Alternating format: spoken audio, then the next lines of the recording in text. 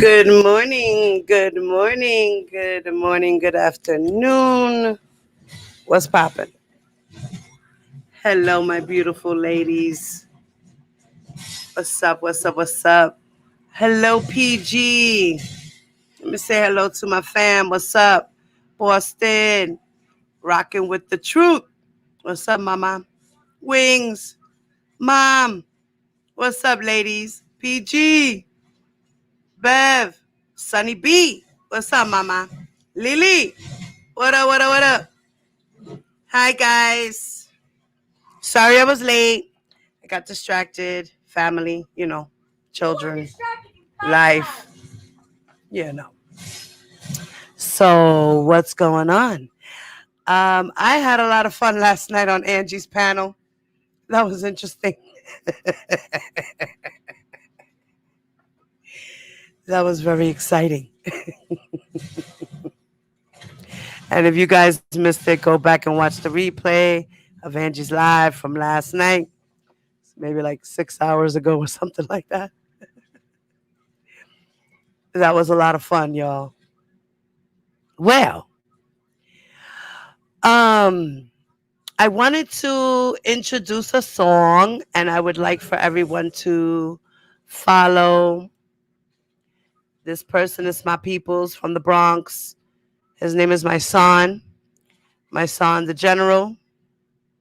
That's my peoples. That's my dude right there. That's my ex brother-in-law. I used to date his baby mama's brother, so I know my son personally.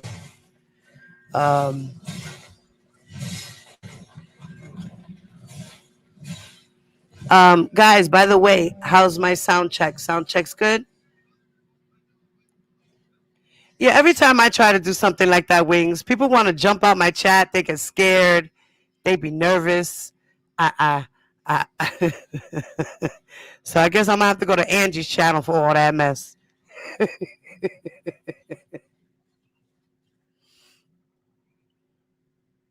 Okay, good, good. All right. I'm glad I sound good. All right. I tried to do this yesterday, but my internet was bugging out. So sorry about that as well yesterday, guys. Stilettos. What's up, mama?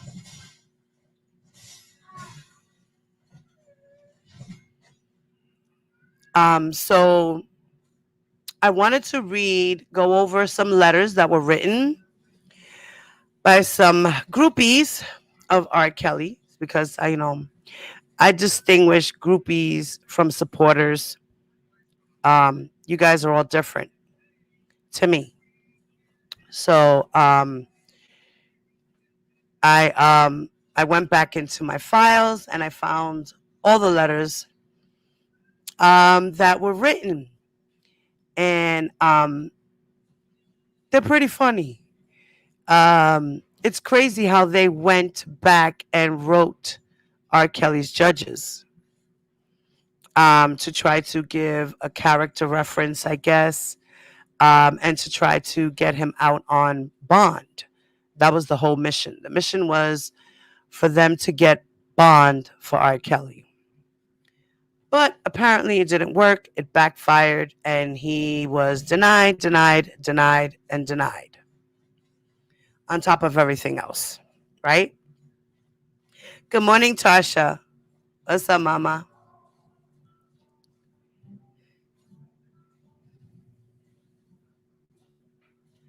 I believe so, Wings. I believe so.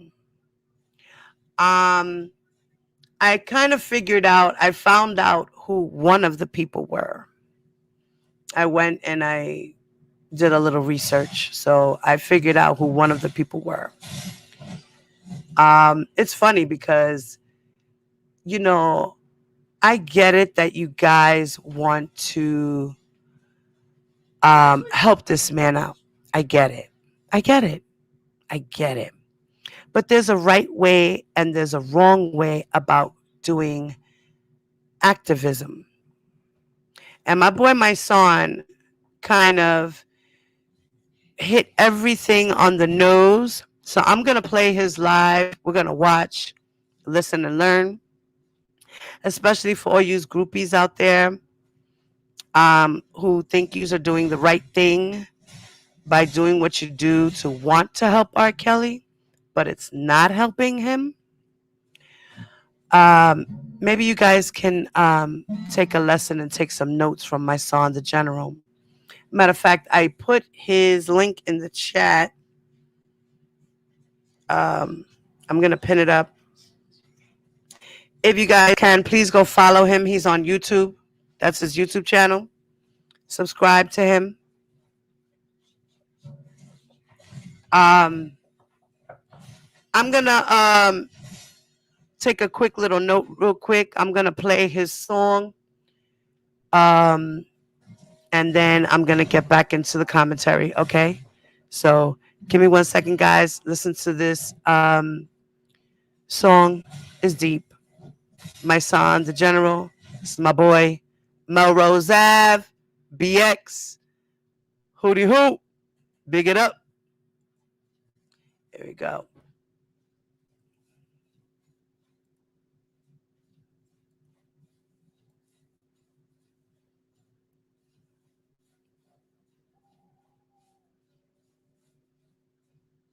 Now I gotta wait. I wanna know how to do solo. Right. Okay, there we go. All right.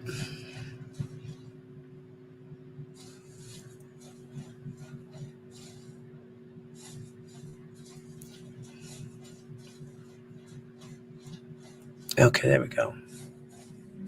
Oh. Shit. Wait, guys, hold on. I'm having an issue here. Trying to get it right, y'all.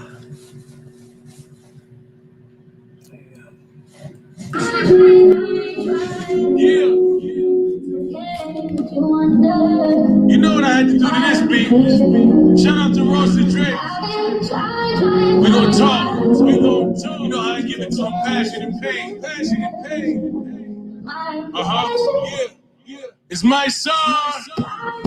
Yeah, they hate you growing. Despise when you up, they dying to see you on. They thought your future was dim, so they mad that you glowing. Finally reaping the shit that you was sowing. Yeah, I be knowing jealousy is a sin. Shit is like cancer, eat you up from within. You can see it be seeping through their skin. They mad because they weak and don't believe they can win. Me, I don't believe I can lose. That's why when they be doubting me, I'm confused. Anything less than victory, I refuse. They say no, I say watch and approve. But they don't want to listen, no pessimistic cowards. They tell you it's too difficult. Judas, give you kisses under the mistletoe. I don't want love if it ain't unconditional. Playing my position, no general, nigga, street credible. Flow is incredible, nigga. I'm a visionary, 10 steps ahead of you, nigga. This is God's work. Blessings inevitable, nigga. I'm telling you, niggas. It's already been prophesized. I don't know a prophet who ain't been ostracized. I'm from the bottom, so that mean I got to rise. Why would I care how I look inside the imposter's eyes? You ain't qualified to judge me.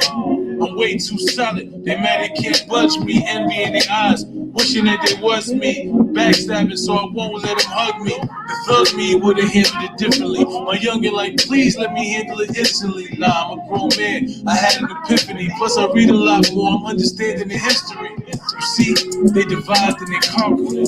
They create the war and then they sponsor. Then tell the world that all blacks is monsters. So some shit I just can't respond to. It's hard. I wear my heart on my sleeve. Swallow my pride, make it harder to breathe. Sometimes just to win, you gotta concede. You gotta be strategic when you're trying to lead. You see, they have Malcolm beefing with King. How the hell we beefing? We seeking the same thing. That beefing shit can't bring us equality. That beefing ain't gonna raise the black man's economy. I'm trying to see my youngest living my dreams. Every morning I tell them, you kings, so do things that's gonna change the narrative. Show them we kings, not savage. Stop embarrassing our race and let them know we royalty. Supreme blood, so start moving accordingly. Stop sitting recording these cowards beating ladies. Justifying these cops shooting our babies. Man, this shit is crazy. We justifying our homicide with Kid Brian. I'm sorry, I apologize. Promise I'ma ride on the front line. And I die before one of them touch mine. It's crunch time, revolution gonna be televised. Same way black executions getting televised. Stop telling lies to your vision. It's time to make wise decisions. It's time for us to rise. Stand, no sitting down. King, it's time to fix your crown. No sitting down. King, it's time to fix your crown. R.I.P. McKee Bryant, Dante Wright, George Floyd, Breonna Taylor, and everybody else we lost in this world. King, stop killing King. Let's do what we supposed to. Get on the court, fix your crown.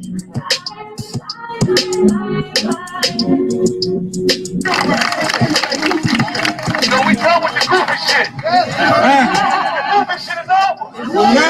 It ain't nothing gangster about killing somebody that looks like you. It ain't nothing gangster about hurting somebody that looks like you. We ain't giving you no stripes. We ain't promoting you. No. We're not giving you nothing. You a sucker. Point blank. BX.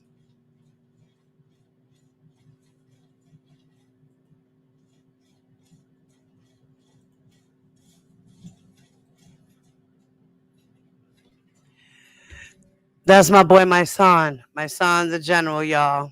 Give it up, give it up, give it up. He's a real activist.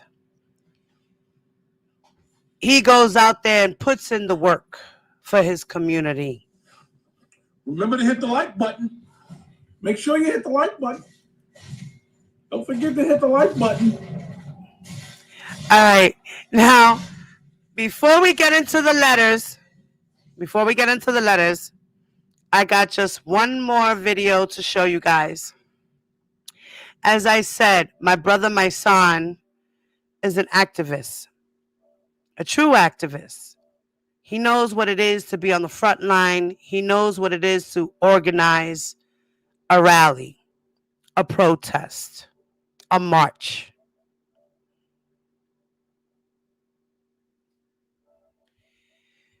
Now I'm going to play his live. It's about 16 minutes, guys. All right. We're going to watch and we're going to talk about it.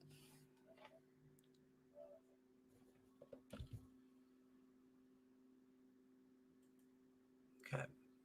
I'm going to share my screen one more time, y'all. Pay attention to the people in the bushes.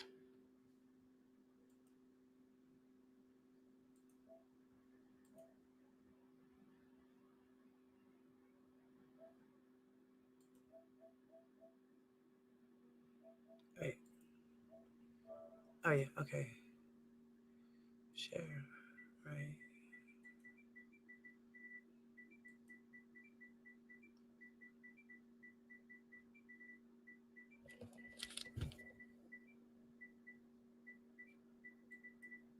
Subscribe, and make sure you hit the like button.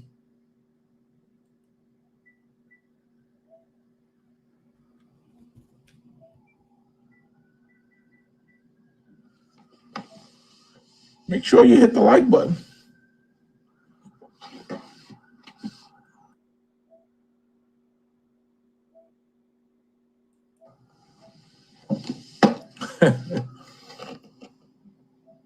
You didn't hit the like button yet? You make sure you hit the like button. That's what these niggas, the internet niggas do. If you don't know what it is, you know, that's my intro, because that's all these internet niggas that don't know what they talking about. That's all they do. So they want you to hit the like button so that they can make a couple dollars and get some YouTube money by talking shit that ain't really don't be talking about nothing. You know, make sure you like and hit the like button. Facts, my son. Starting with DJ Bedbug. Take a seat and listen to this guy. That's my brother. Very knowledgeable, very smart, very intellectual, very intelligent. Take some notes, DJ. I'm just putting y'all up on game. I mean, you don't gotta believe me. Sometimes if you just don't just believe everything you hear on the internet, though. How the black activists acting. What does that mean? Explain to me what activists acting are. Now listen to what he says, y'all. Somebody had asked him some dumbass question, and he's going to respond. What is an activist? Because I'm confused. Let me explain to you what activism is, right? Activism, what activists do. Activists, as an activist, right? Your job is to raise awareness to the injustices that happen, right? So what it means is you protest, you organize, you strategize to make sure. I mean, well, I don't know about 10, but this is what it is. This is what it is, right? So as an activist, you bring awareness, right? It's like I hire somebody to do promotion. An activist is pretty much somebody who promotes what's going on. Someone who has a voice, a platform that people listen to, who's not scared, who says, hey, this is what's going on. This is what activists do every day. Activists, they advocate for change. It's an advocate, right? As activists, we don't get to try the case, right? We don't arrest the person who does the wrongdoing. We don't have none of those abilities. As activists, your job is to bring awareness to something, right? To bring awareness. Case in point, George Floyd. When George Floyd case happened, the world was blessed with the opportunity to have a videotape that showed exactly what happened. So people, what the young girl did who taped it is pretty much activism, right? She activated, she utilized her platform, her phone, and everything to bring awareness to an injustice that happened to George Floyd, right? Which in turn caused the world to advocate for justice for George Floyd, right? Because they were able to see and hear what happened to George Floyd. So her action led to people advocating for justice. So when she advocated for justice, we actually got some accountability. We actually got a conviction a year later after her first act. Okay, whatever you call act is really just action. It's just the root word for action. So that means you're doing something. So activists are people who are doing something. Act is the root verb for action, which means people are doing something. So the people who are actually doing nothing, who just are tired of the activists, as they call them, because act is action. You're actually doing something. So what I'm trying to explain to you is, as activists, what you do is bring awareness. You utilize your voice, your platforms, your relationships. You do everything you can to make sure people know that injustice is happening, right? And that in turn creates a call for justice, right? So activists work hand in hand with those people who activists are also people who act like, well, I mean, I don't know I don't know how do you act like you're doing something? You either outside or you're not. Like, you understand what I'm saying? You either outside or the front lines. You either really out there, advocating for something. You're really out there risking your freedom. Like, people will see you. You can't really act like you're an activist. Only way you can act like an activist is if you just on the internet. The people that's on the internet is active because they've never been tested in any way, right? So if only place you see me is on the internet, and I'm talking about shit, and I'm saying we need to do this and we need to do that, but you never see me outside interacting with the people. You don't never see me on the front line. You never see me risking my life. You never see me risking my freedom. You never see me do any of these things. Then I'm really just acting. But if you say you're an activist and you're on the front line with the people, you organize and you protest and you march in, you bring in awareness, you risking your freedom, you in the trenches with the people, you're doing all of those things, right? That's all you can do as an activist. There's nothing more you can do as an activist, right? Nothing more. The action is what comes to activists. You understand what I'm saying? So when you understand that, that's all the activists can do. As activists, we don't get to try the cases. You know, as activists, we don't get to try cases. We don't get to arrest officers. We don't get to say who's guilty or not. So the tangibles that we have as activists is making sure that you know about it, right? As activists, we make sure that the world knows about the situation that's happened. That's wrong, but whatever. I mean, well, tell me what's right then. You say it's wrong. That's the only job you have as an activist, is to bring awareness. That's it. There's no other thing that we could do. It's just like you go to a marketing promotion agency and say, hey, I got a product. Or acting from the casting.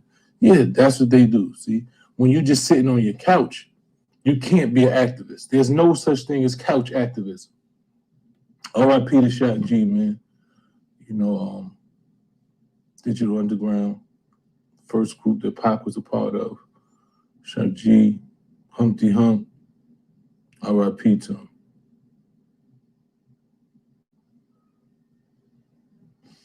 People been getting killed in the Bronx before BLM moment came around, and you don't be sticking from people from New York who went through this first. I don't know what that means. I've been advocating in the Bronx. I've done 3 rallies. I have an organization called Kings Stop Killing Kings in the Bronx, in which what we do is we mentor young Black youth. I've worked in detention centers with kids. I have re-entry programs that I work with kids. I work with the crisis management system, which takes guns out of the hands of kids. I've employed kids. I've done pretty much, I'm actually sitting in a chair right now, about to get it on the flight home, but I've pretty much done everything that I can do on every aspect. Snitching on one side.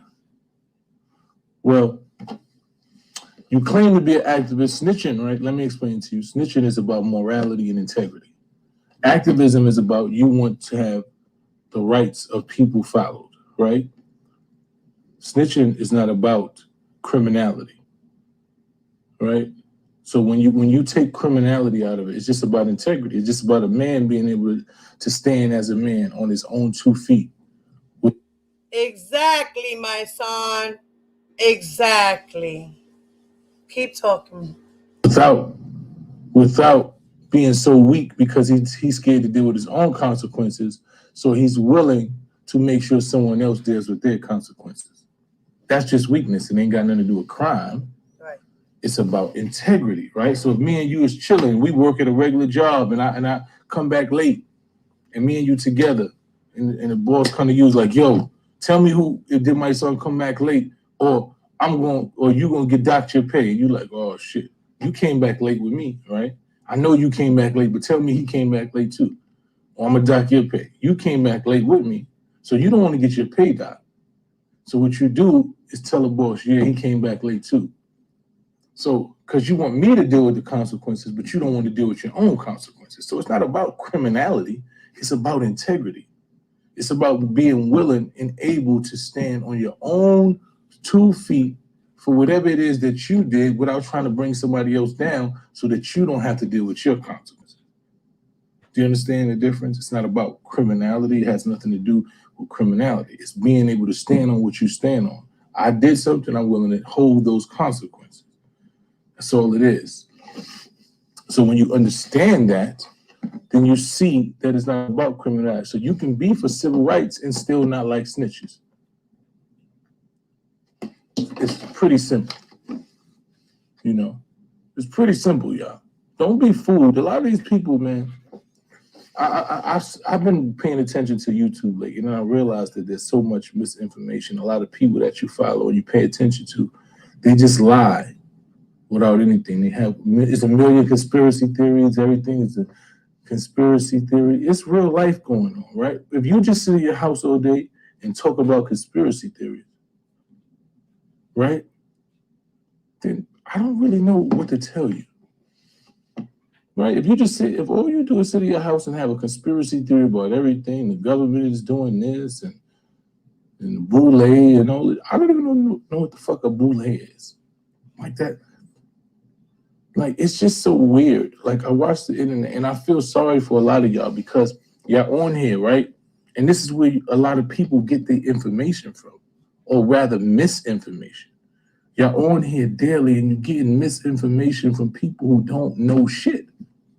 They've done no research. They don't have any facts. All they want you to do is hit the like button. Make sure you hit the like button. Hit the like button. Please hit the like button. Subscribe.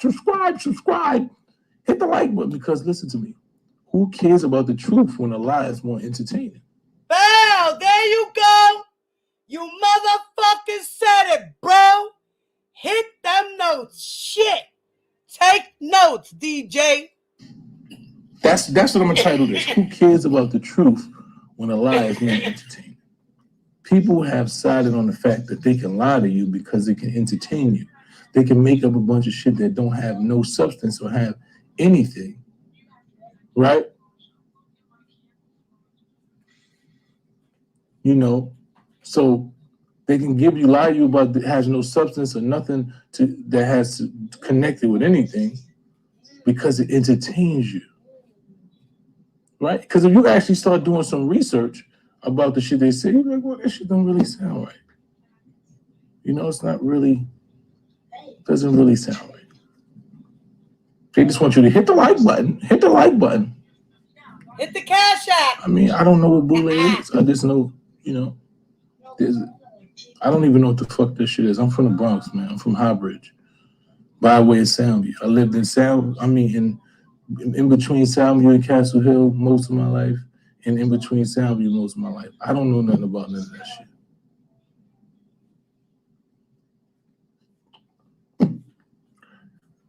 Don't know nothing about it, man. I just know that y'all gotta stop being misinformed. You're being intentionally misinformed. Exactly. There's niggas that sit on this internet all day and just make up shit and lie to you every day. Yep. For real. Like, they sit on here every day and lie to you. And they don't care. Shout out, my son. They don't give a fuck. And you just taking the information and you regurgitate the information. And you say this and that, and you say this and that. And you say, well, such and such said this. And it be lies. Like, it be lies. Hey, Estelle, what's going on? He just shouted me out. I love you, bro. That's my real name, Estelle. You know, so it just be lies. Exactly. So the new scam is calling somebody else a scammer, right? That's the new scam. The new scam is saying, yo, such and such is scamming you. Why they scam you? Just think about it. The new scam. Hit the Cash App. Calling somebody else a scam. Hit the Cash App. Right? Yep. If I could just sit on a computer all day and do nothing.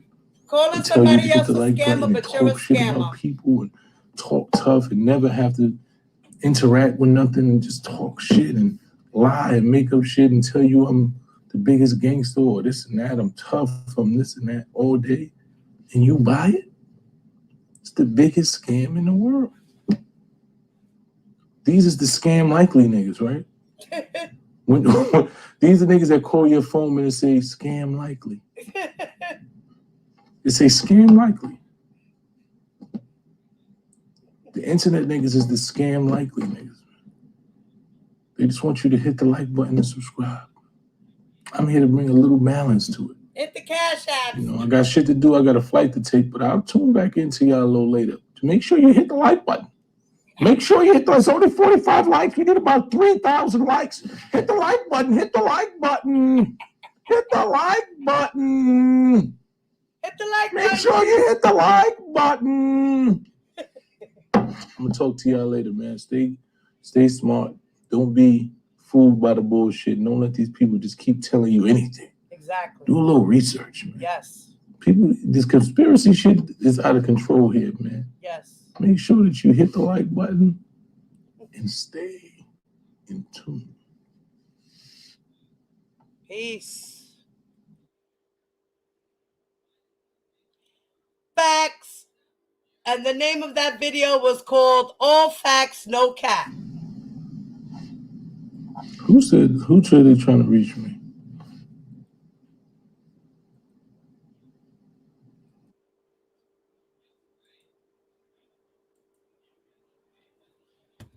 All facts, no cap. I like that message he delivered. That's why I chose to share his message. I truly believe what he says. People come on here and they spin these narratives and conspiracy theories and all these lies and blah blah blah blah blah. All in the name of likes, views, clicks, and cash apps, and they're misleading the people. That was the point of my video. That was the point of that little segment right there. To talk about activism, what it is, and talk about the conspiracy theories online, where people are just spinning shit and just listening instead of doing their own research. Do your own research, people. Don't just sit there and listen to everybody on YouTube. Do your own research. Do your own research, man. Stop being fooled by people. This is the problem. People actually think that YouTube is real research. Yes, there is a lot of informative information out on YouTube, but it is not how you do research.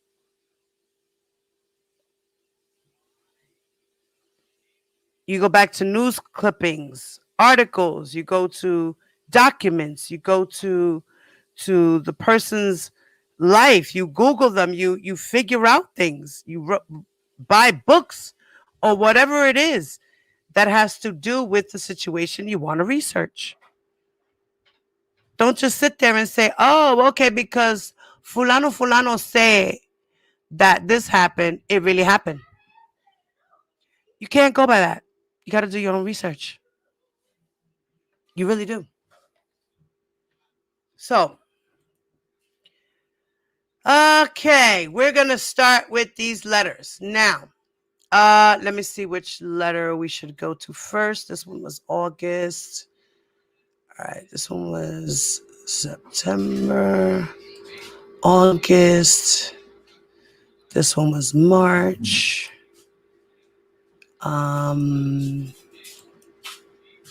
This one was February. September. Okay, so we're going to start with this one. This letter was the first letter. Now, I don't know if you guys can see it. I'm going to share my screen again. All right. Share my screen. Okay.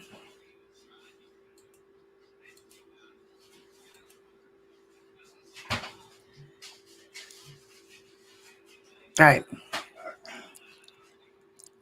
All right. Now, you guys can see the letter on the screen, right? I'm just going to make it bigger so you guys can really see it. So nobody thinks I'm lying. This is a real letter that was typed to Judge Ann Donnelly. And I don't know if y'all can see it. Give me one in the chat if you guys can see it well, like that you guys can read it with me. Is it clear and focused, or does it look blurry? Let me know. Because if it looks blurry, I just won't share it. It'll just be retarded for me to share it.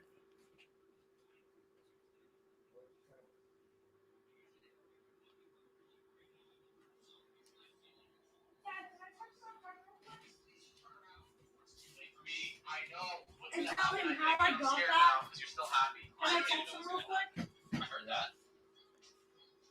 Oh, it's blurry. Okay, so I'm not even going to share the screen. I'm just going to stop sharing. It makes no sense. Yeah, because y'all, but there's the proof. This is a real letter. And it was done September 18th, 2019. And it was written by Kimberly Fauser, Fauser. And she's from Port Charlotte, Florida. Whoever Kimberly is, I don't know who she is on these YouTube streets, but Kimberly was one of the first persons to write a letter. Now, we all know that R. Kelly was put away. He was charged and got into lockup on July 12th of 2019. So a couple of months later, here it is September 18th, this woman decided to write a letter for R. Kelly. And it says, to Honorable Ann M. Donnelly, I, Kimberly Fauser, 42 years old, am writing this letter to you to provide a character reference about Robert Sylvester Kelly, whom I've known for over 10 years. Now, we all know that that's a lie. She don't know R. Kelly. I was surprised to hear about his case, as he has always been a strong, business-minded, caring, humble person. Hold on one second, guys.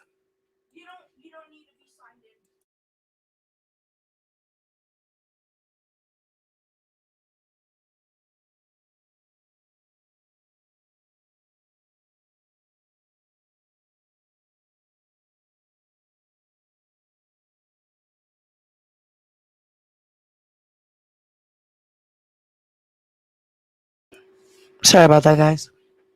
So if you write it down, so have a pen and paper. I was surprised to hear about his case, as he has always been a strong, business-minded, caring, humble person. It is for this reason I am happy to write a letter of reference for Mr. Kelly. I provide this reference in full knowledge of Mr. Kelly's charges, and I understand the seriousness of this matter. However, I hope the court will show some leniency. So you just press on where it says join a realm. You press it in. Robert Sylvester Kelly has always been an upright character in many communities. Some to mention are, in 1995, Mr. Kelly has donated a large sum of money to a UK charity fund in London. In 2016, Mr. Kelly has helped a family in need, covering funeral costs for two young brothers who had died in a fire in Kankakee, Illinois. Kankakee, Illinois. Sorry about the mispronunciation, guys. But it was in Illinois in 2017. First of all, R. Kelly did not pay for the funeral costs. That's a lie. He only donated $5,000 towards the funeral cost. He didn't pay for the funeral. Let's get that right. I did my research.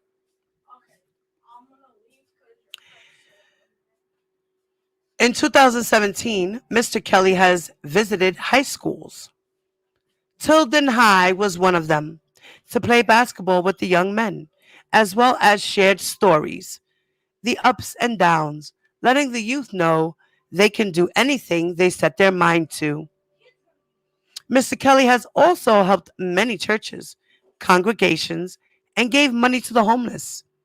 He made it a point to be there and show significant amounts of support, selflessness to help others. He's never donated to any shelter, ever. He's never donated to any church, ever. Never. Ever. Not even when he went to go visit Farrakhan did he drop some notes on him. And he's seen Farrakhan more than once in his life. Never did that. So, let's debunk that one. He made it a point to be there and show significant amounts of support, selflessly to help others. In addition to the good he's done for the communities, he's written many songs that have helped many people through good and difficult times.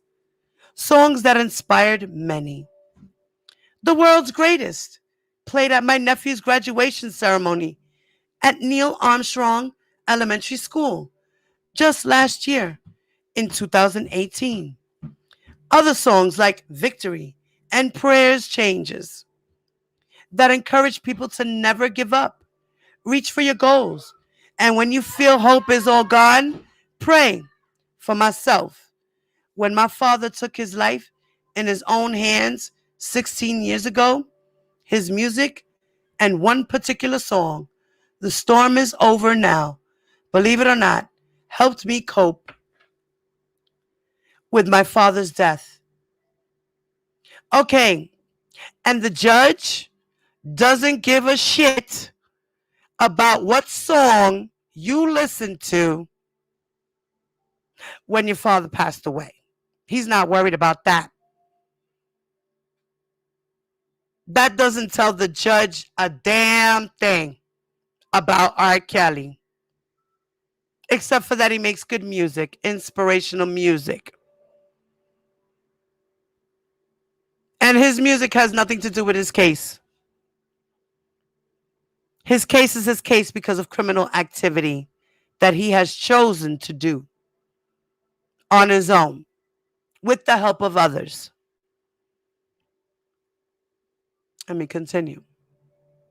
And it says, I didn't just hear the lyrics, I felt them. And it helped me understand what my father was going through and brought me comfort.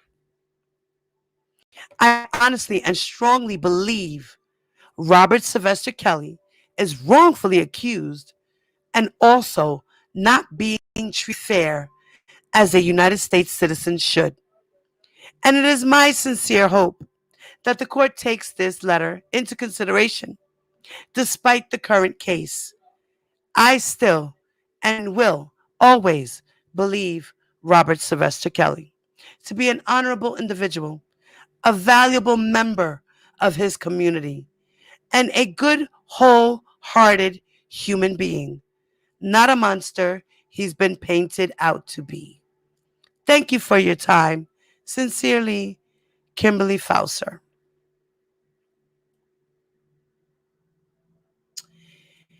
And this was entered, it was filed by the clerk's office. So,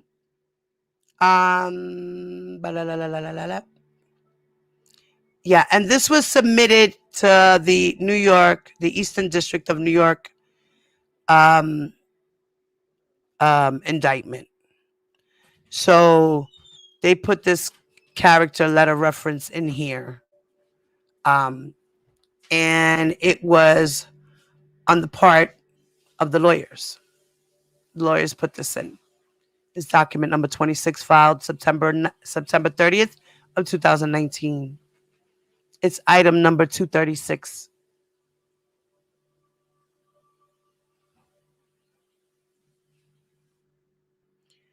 Okay.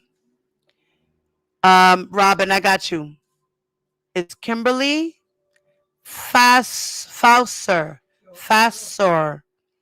Fshaur.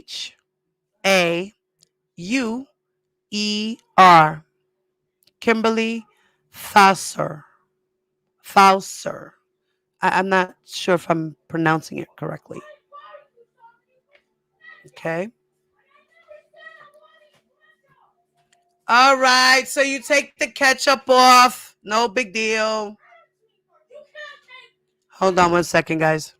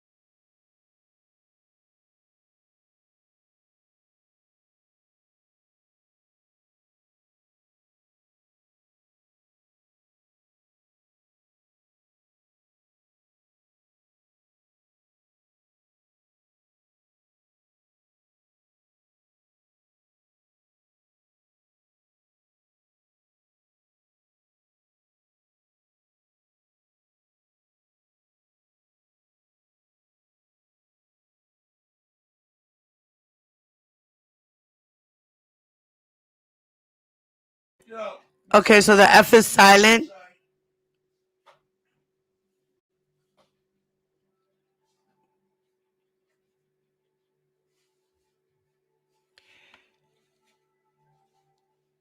Yeah, I know. I seen that, Mom. So that was just one letter, right? Okay, so that one was in September of 19. This one, February, March, August. Okay, so yeah, we're gonna go in order. I actually put them in order. I didn't even realize that. Okay. So this next letter is from Kimberly. Once again, she wrote a letter. Again, Kimberly Fauser, if that's how you say it, Auser. Now, she wrote this letter for the Northern District of Illinois to Judge Harry Leinenweber. Good morning, time.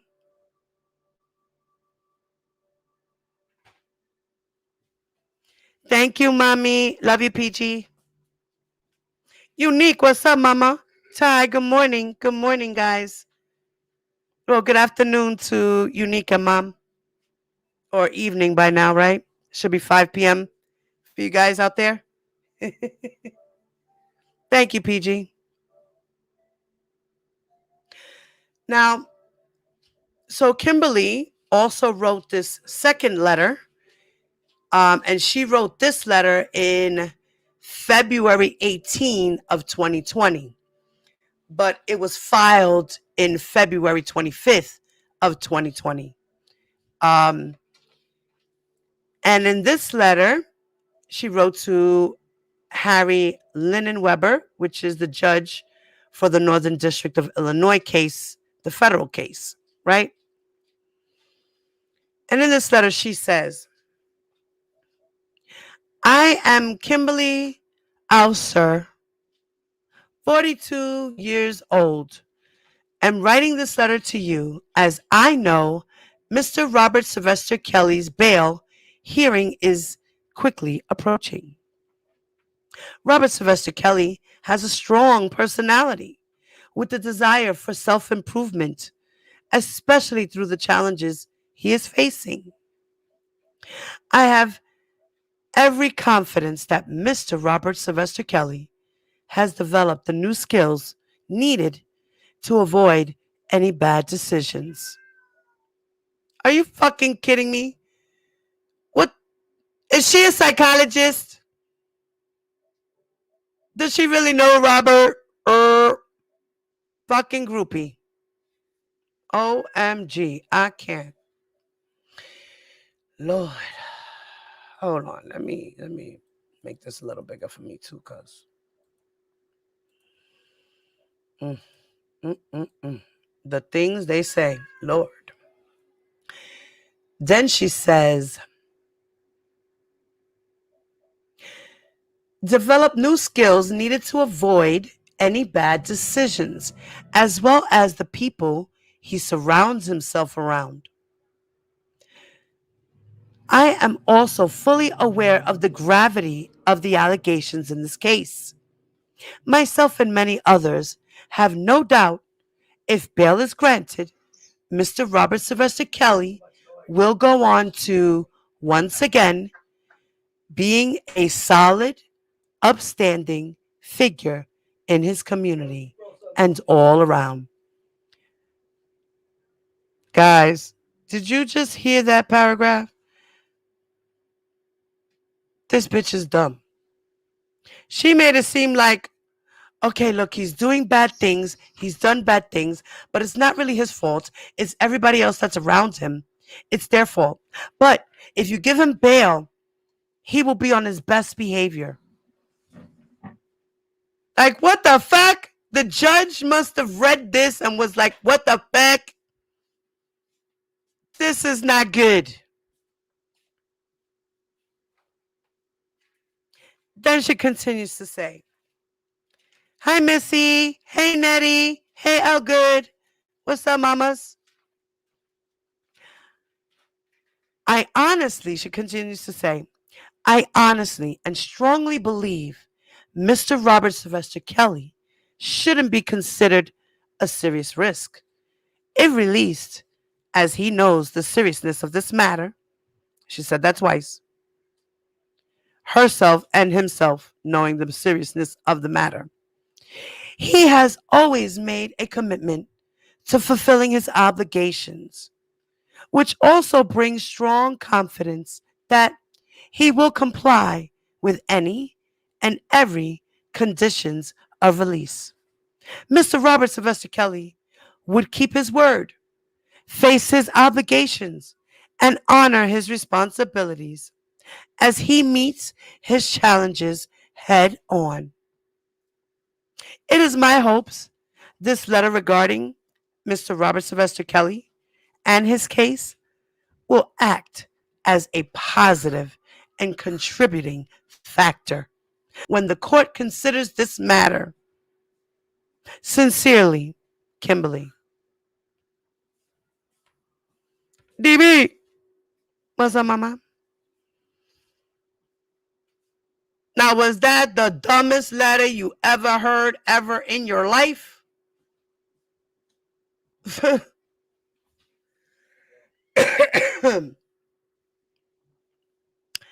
And the judge said, "Denied." Once again, letter number 2.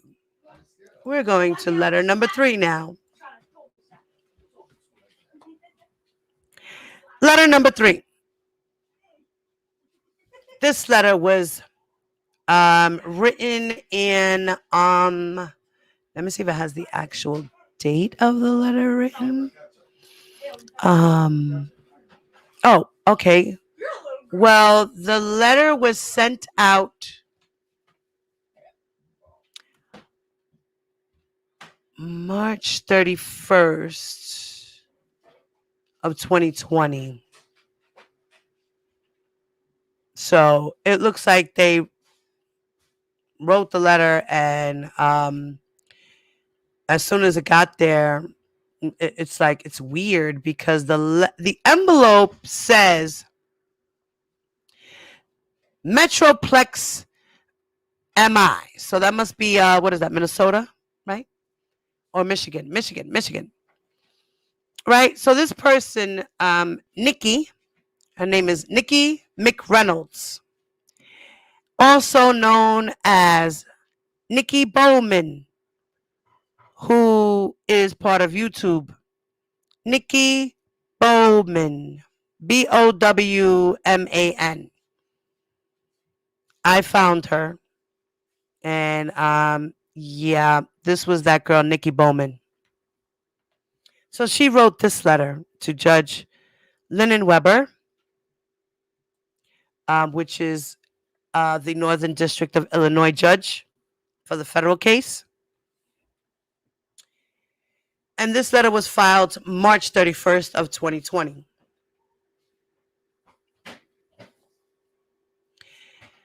And it says that this letter is from Nikki McReynolds and that she's a school teacher.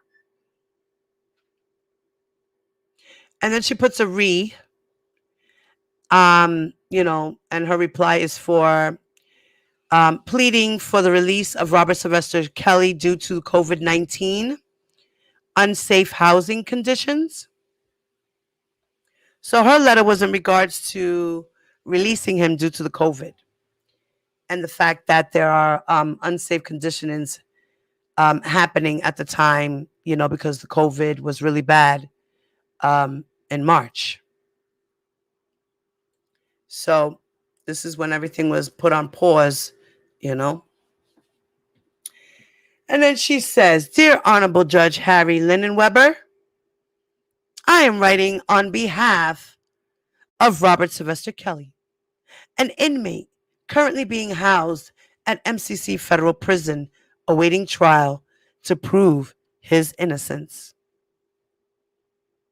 We, the supporters, family, and friends of Robert Kelly are extremely concerned with his safety and well being while in confinement due to the outbreak of coronavirus, as well as other factors. It has been documented, according to the Federal Bureau of Prisons, that two employees at the MCC in Chicago had tested positive for the virus. Therefore, it will continue to spread due to the unsanitary conditions at MCC. There aren't any sanitizing protocols or requirements put in place. There is no hand sanitizer available to the inmates, only the staff. There is often lack of soap readily available as well. This puts Robert Kelly at risk due to his age and existing health issues. Now, at this time when this letter was written, R. Kelly was in solitary confinement. He wasn't around nobody. He was around himself. He was alone because they had just took his cellie out of the room. He didn't want no cell. He didn't want no cellie. He said it in a complaint that they made a complaint because he was fighting about it. He didn't want no cellie. He wanted to be alone. He didn't want nobody in his cell with him. And that was before the COVID. And at the time of the COVID, he was still sitting in the facility in solitary confinement at this point in time. But then they got him out. They got him out after that.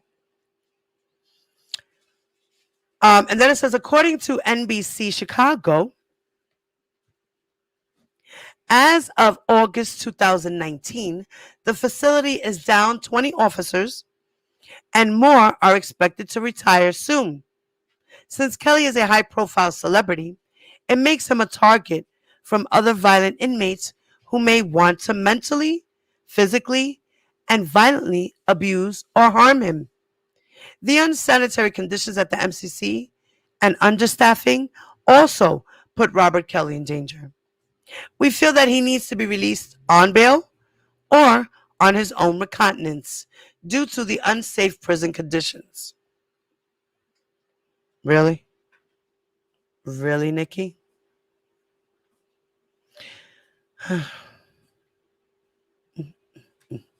You know, when someone goes to prison, detention, jail, whatever you want to call it,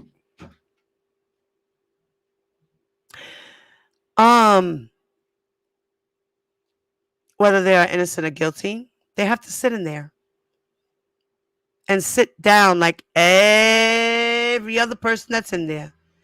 Doesn't matter if you're a celebrity or not. You're a man who just committed a crime. In jail, you might have celebrity status, but it won't keep you for too long. You will eventually be looked upon as a normal man. You will. Larry's Minion! What's up, baby?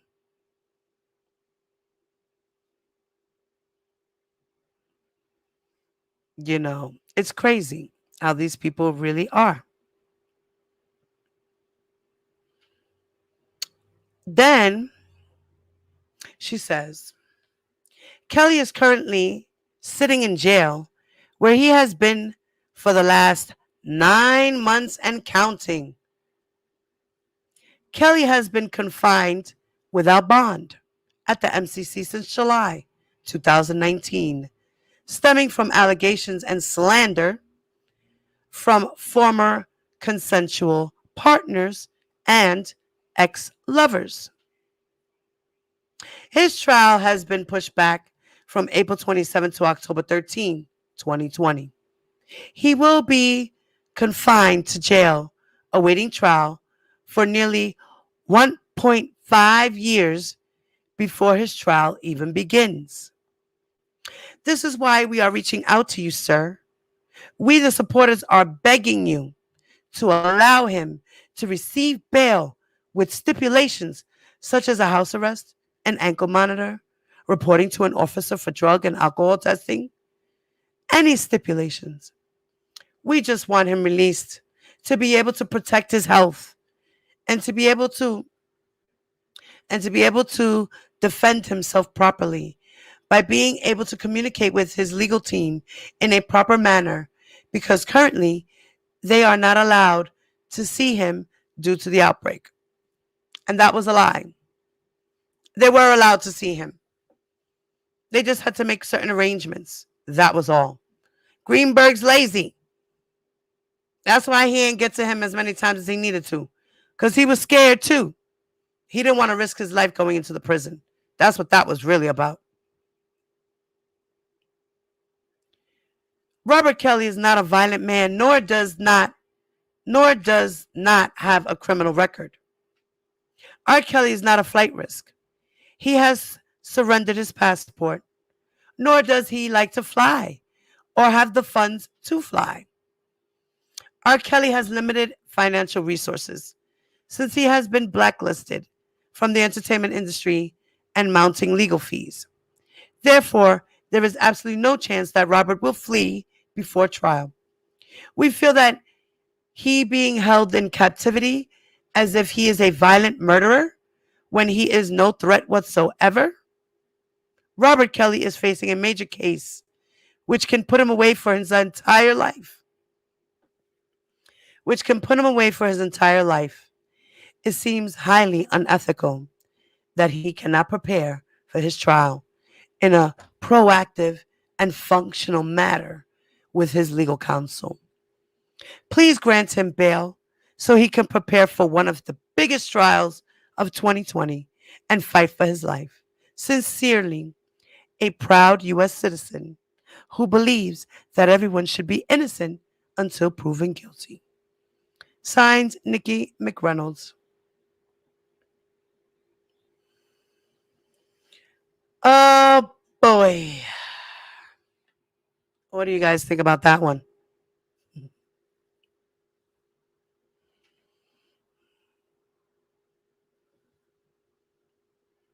Like, these people really act like they know him.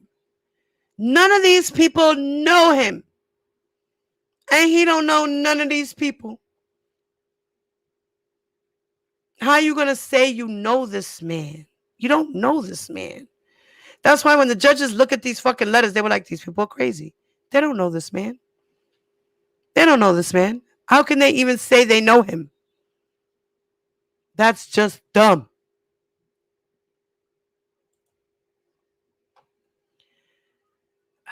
Boy, Lord. Then we have another letter that was written to the to the Eastern District of New York judge. At the time before Judge Donnelly or whoever this is, because this was August, so this was after. I don't know why they wrote to this judge. Judge Roslyn R. Moskoff. And the person who wrote this letter was M. Ray Greer.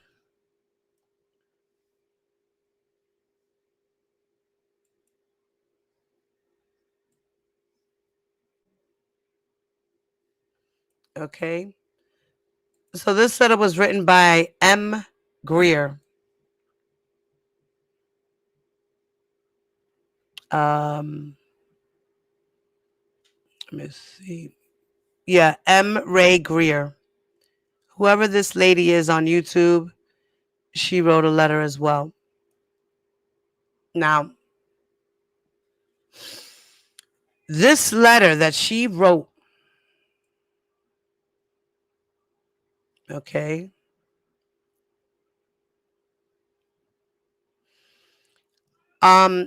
she wrote the letter along with a 12-page, well, actually, wait, yeah, she wrote 2 letters, right? Is that what it was? Wait, let me double check it out. Yeah, she had wrote 2 different kinds of letters here. And they're all in here. Or was it 3? There's 2, 3. I think there's 3 different letters in this one. I'm just skimming really quick. So, all right, now.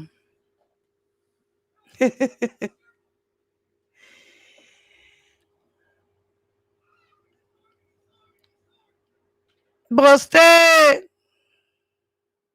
What's up, chula? Let me see what you ladies are saying here.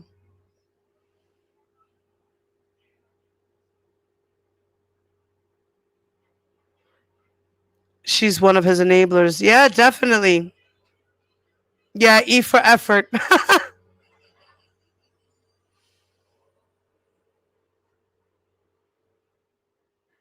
Yeah.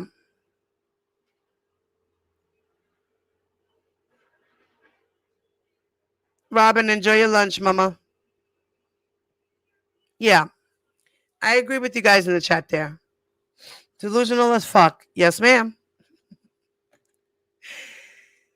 So now this letter starts off with Honorable Chief Judge Maskoff. So I guess they were writing to the Chief Judge, right? And like I said, this was filed in August 10th of 2020. And it says, if we are to consider ourselves a just nation, we must continue to remember and push the fact that we are all entitled to certain unalienable rights, regardless of color, creed, nationality, disability, or celebrity. According to the U.S. Constitution, we have a right to due process and to the presumption of innocence. I have witnessed the most blatant and egregious violations of that concept with the Robert Sylvester Kelly case. The violation of Robert Sylvester Kelly's due process must not be allowed. It sets a legal precedent that will affect all men, especially black men, for generations to come. I will discuss the violations of his due process rights in more details on the last few pages of this letter. The 5th, the 6th, the 8th, and the 14th Amendments. She was about to break it down on the judge, y'all. Like the judge don't know.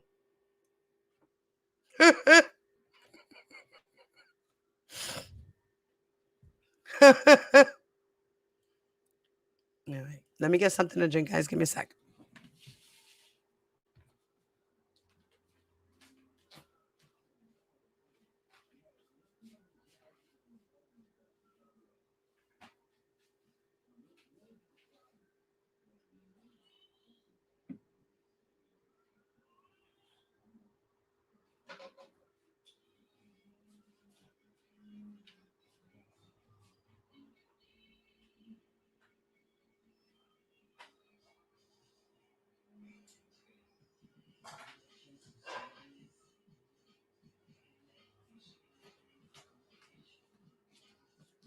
Oh, my body hurts, guys.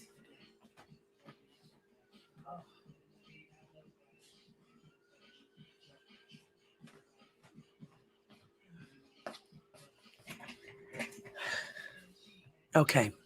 Sorry about that, y'all. So now she continues to say, the purpose of this letter is to address improprieties that I have observed in the Robert Sylvester Kelly case. I would like to express my concern of Judge Ann Donnelly's inability to be impartial as evident by her response to motions. She speaks as if she is a prosecutor rather than the judge. This is a problem, considering she is a former sex crimes prosecutor. Are you kidding me? Did this lady really just say that? That's a problem? I'm pretty sure she was a lawyer for many years before she became a judge. Don't you think? I don't see a problem with that. That's part of the process.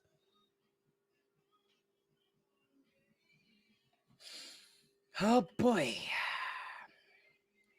She speaks in her motions as if Mr. Kelly is guilty. Um, yeah, I would think she would speak like that because she's seen a lot of evidence. The preponderance of evidence against this man. So yeah, I would think she would speak as if he was guilty because he looks that way. Don't you think? Okay. Lord. Does she know what a judge is? Okay, because I don't think she understands the concept of a judge. Anyway, violating his presumption of innocence and his ability to get a fair trial. As the chief judge, I am hoping you can review this matter. Okay, now I get it. So she wrote this chief judge complaining about the case and complaining about Judge Ann Donnelly. Now I know. Okay, got it. See? Lord have mercy. I have written multiple letters to Judge Ann Donnelly and Judge Harry Lineweber, the Northern District of Illinois, regarding the due process violations in the Robert Sylvester Kelly case. Judge Lineweber has actually uploaded 2 of my letters on the Northern District of Illinois docket. I have attached them for your review. Um, I have attached them for your review. Where the hell? I lost my spot.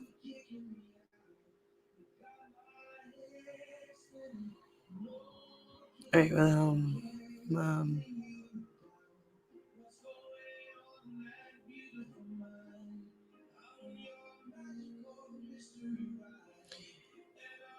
then she says, I have attached them for your review. These letters were also sent to Judge Donnelly. I am not a fan of Mr. Kelly, nor do I know him personally. Okay, so you're not a fan. You don't know him personally. So why the fuck are you writing these letters? What?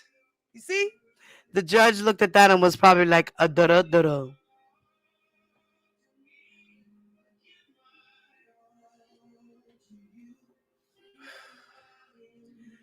Oh my God. She sounds like Sylvia. This sounds like something maybe Sylvia wrote. I am not a fan of Mr. Kelly, nor do I know him personally, but I have noticed a violation of his due process on so many different levels. I am not defending Mr. Kelly, but I am defending his constitutional right to due process. Equality, fairness, and impartiality are imperative tenets of justice. Our justice system often falls short of this credence.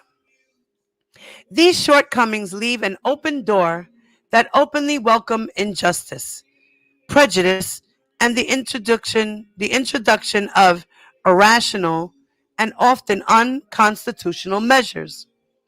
The mere presence of injustice brings about a clear and blatant demonstration of the absence of justice. This absence of justice ultimately results in unfair treatment, sentencing disparities, the absence of due process, and other unconstitutional violations of the rights of others. Girl, wait, what are you doing? You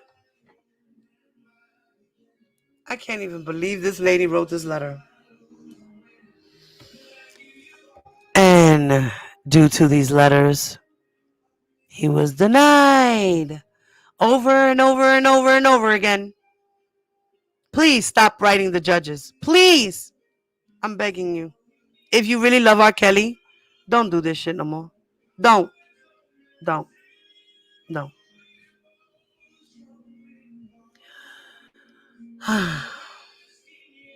In my opinion, the U.S. government is totally comfortable for a man to be convicted in the court of public opinion without due process.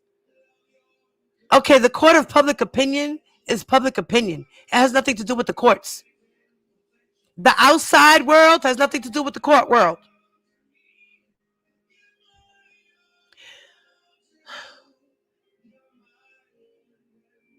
Convicted in the court of public opinion without due process. If his name is Robert Sylvester Kelly, aka R. Kelly,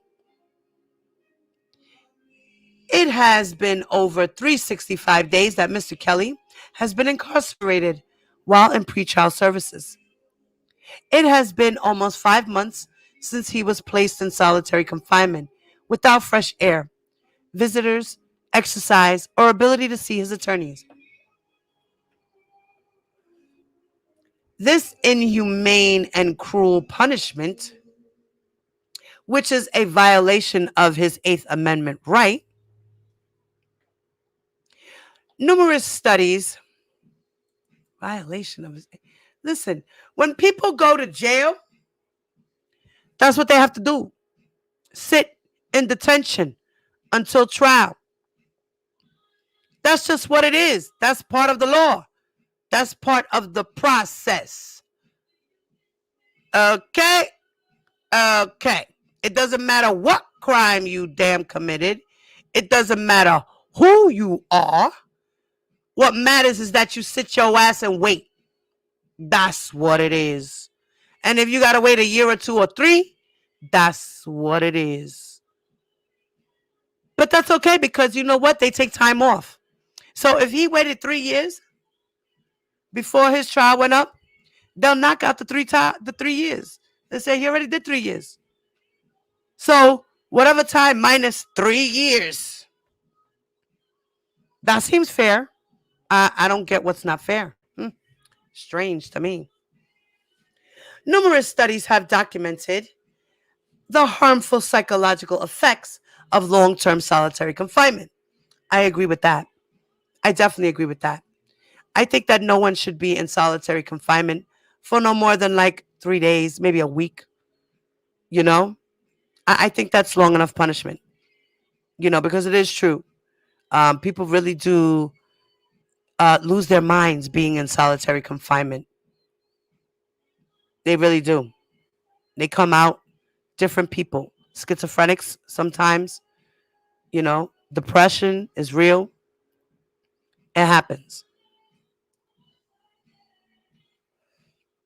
Now, solitary confinement fits the definition of torture as stated in several international human rights treaties and thus constitutes a violation of human rights law. The government is hiding behind COVID-19 for their use of solitary confinement, but in actuality, it is being used for punishment, intimidation, break him, force him to plead. No, he actually wanted to be in solitary confinement, alone, with no one, to protect himself. He didn't know what the hell he was getting into. And then when the COVID broke out, he was like, fuck this shit, put me in a cell by myself. I don't need no celly. They gave him a fraction for that. Because they were trying to be nice and let him have somebody in there with him so he wouldn't feel so alone. And he wouldn't feel like he was being tortured or feel like he was being treated inhumanely. But he didn't want it. I got the incident report. You want me to read it? I got it. Huh. In my honest opinion, if Mr. Kelly was white, he would not be treated so inhumanely and he would be allowed due process. Here we go with that black and white shit again. Mr. Kelly's pretrial status has translated into punitive measures because he has not been given the presumption of innocence and instead is being treated like a convicted felon. I believe that the response to these motions lacks the presumption of innocence. For example, Mr. Kelly has been condemned to dreadful medical care, constant stress, bad food, and more. Okay, what do you think jail is? Girl, what you thought it was the fucking, what is the name of that hotel? The Waldorf? What you thought it was the Waldorf? Really? Did you really think it was the Waldorf Hotel? This is jail, girl. What you thought? He was gonna be eating steaks and potatoes and shrimp? He gonna eat a lot of potatoes, that's for sure. I don't know about them steaks and shrimps though. The fuck? This was dumb. This was dumb. Of course he's gonna be stressed out. He's locked up because he did stupid shit. And now he's in there paying for his sins. Even though he has diabetes, which he didn't at the time, his medical concerns have been dismissed by Judge Donnelly. COVID 19 is the equivalent of a gun, a knee, a chokehold, because inmates are getting sick and dying. A recent report shows that the New York bail reform was meant for pretrial freedom for thousands of inmates, but judges and prosecutors still leverage every opportunity to set higher bails and more restrictive release conditions for others. I felt compelled to address this final issue due to recent events. Injustices faced by African Americans are not relics of the past. We continue to see racialized policing and overrepresentation of African American males in every stage of our criminal justice system. As I observe some of the prisoners released due to COVID 19 by the Department of Justice, I see significant racial disparities. The following individuals are all convicted felons, unlike Mr. Kelly, but were given early release during the COVID 19 pandemic: Michael Flynn, Paul Manafort, Michael Cohen, and Michael Avenatti. In addition, Takashi 69 was convicted on charges of racketeering, weapons, drug charges, conspiracy to murder, and armed robbery. He was granted early release during the COVID 19 pandemic. In conclusion, the government is undermining Mr. Kelly's right to a fair trial. Believe me, I am not the only U.S. citizen that sees the unfairness of the system against Mr. Kelly. Yet, Mr. Kelly, a black man, can't even get a bond, but the government doesn't seem to have a problem with releasing white men who are not on pretrial, but are convicted felons. In conclusion, as an U.S. citizen, I demand fairness, impartiality, and integrity in the handling of the Robert Sylvester case. My request to the government is to get your knee off of Robert Sylvester Kelly's neck. Allow him to breathe and get up so he can fight his case. He is a United States citizen, and it is his constitutional right after all. Give him his due process. Sincerely, M. Ray Greer. Lord. And then she started throwing in the whole thing of the amendment number 8, amendment number 6, the right to impartial jury, the right to confront and to cross-examine adverse witnesses, the right to legal counsel, amendment number 5 and 14, and blah, blah, blah, blah, blah, blah, blah.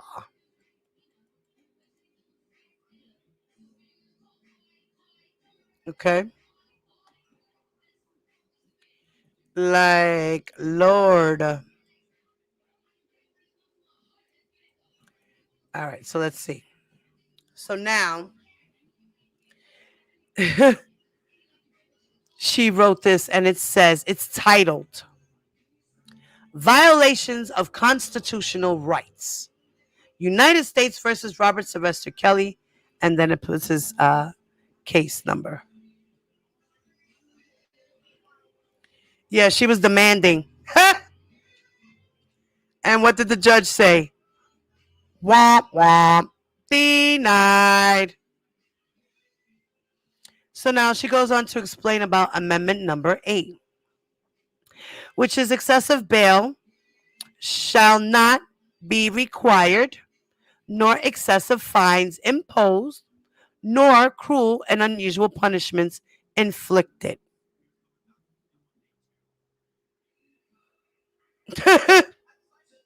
I agree, Ty. Bail is not meant to be punitive.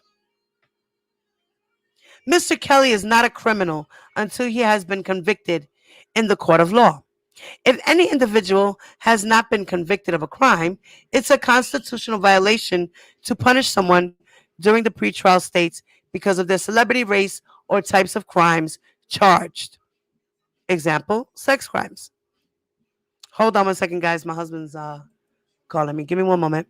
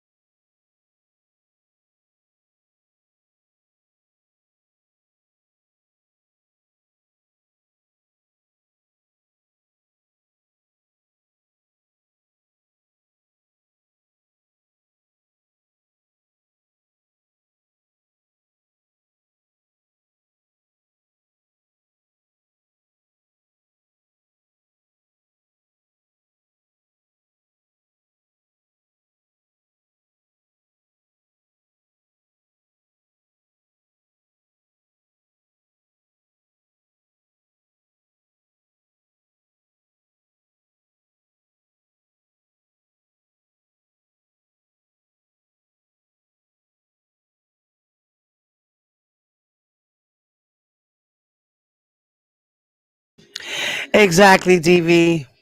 Hmm. All right, let me go back to the letter. Where was I? Oh no. Here we go. Okay. All right, where was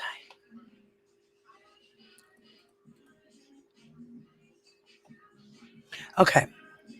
The government has not presented evidence that Mr. Kelly is a danger to society or not likely to return to trial.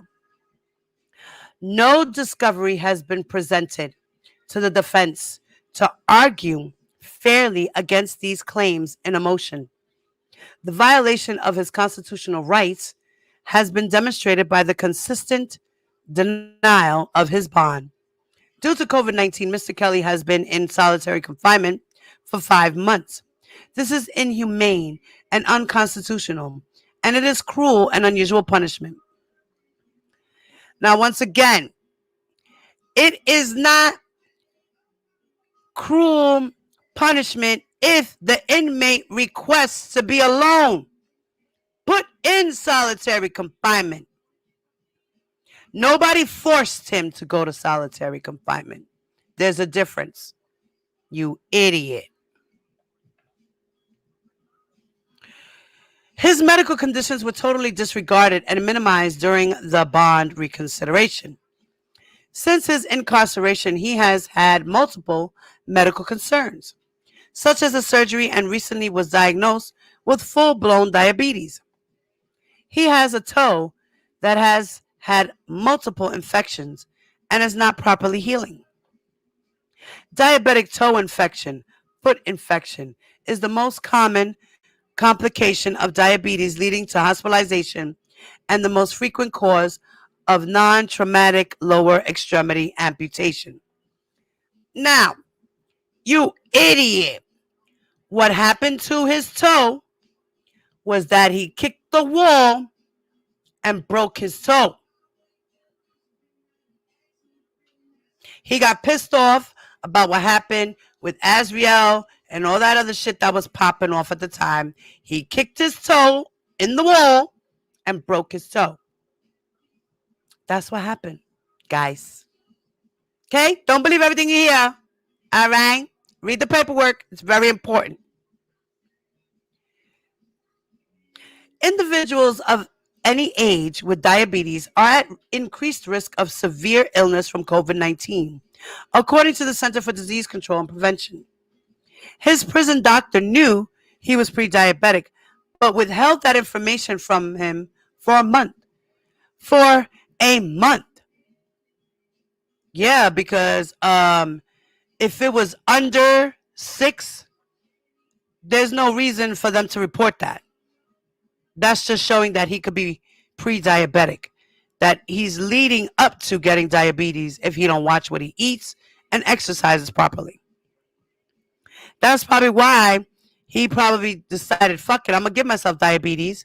I'm going to keep buying all these Twinkies and Ho-Hos and all this good shit for the diabetes, soups and everything and all of that, pasta and all of that, so he could get his diabetes up to see if he can get released. Don't you think? I think. No treatment plan or measures taken to prevent the onset of diabetes. God forbid if this man should die while incarcerated during pretrial. Perhaps that is the goal of the government. If Mr. Kelly doesn't plea, then he deserves to die. What kind of stupid shit is that for her to be saying in a goddamn letter? That is the dumbest shit I done ever heard somebody say. You are wishing bad juju on this man by saying some stupid shit like that. You don't bring negative if you want positive results. You bring positivity to get positive results. Lord. His life does not matter, and the presumption of innocence has been totally disregarded in his case. Amendment number 6. The right to public trial without delay, the right to an attorney, the right to an impartial jury, and the right to know who your accusers are and the nature of the charges and evidence against you.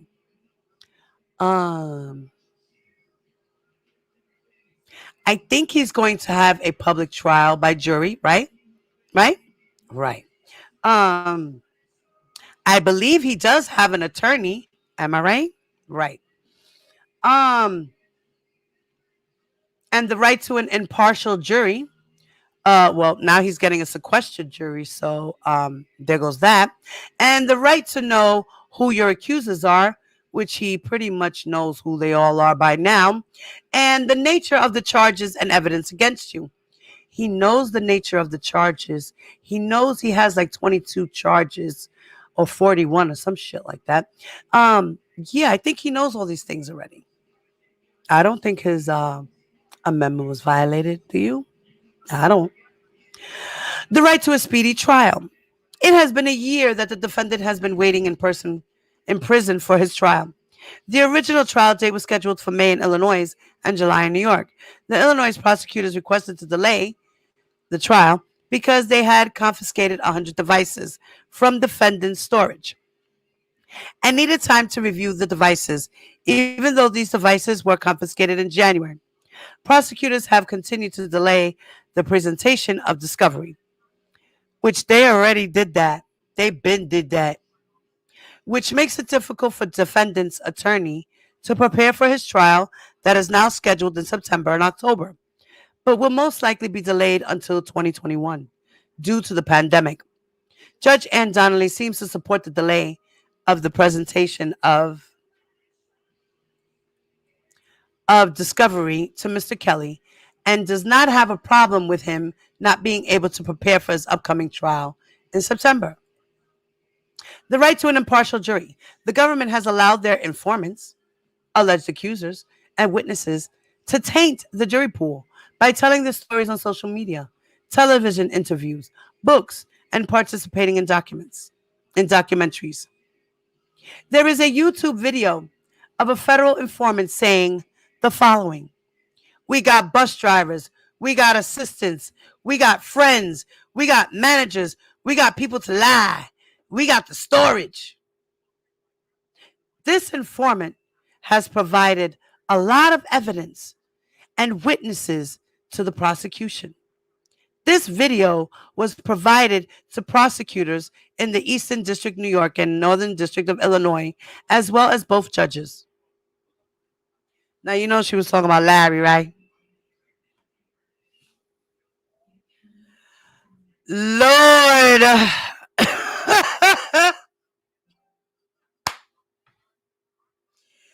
Thank you, TV. Thank you, TV. Greenberg waived the right for a speedy trial because he was busy with other things. Ha.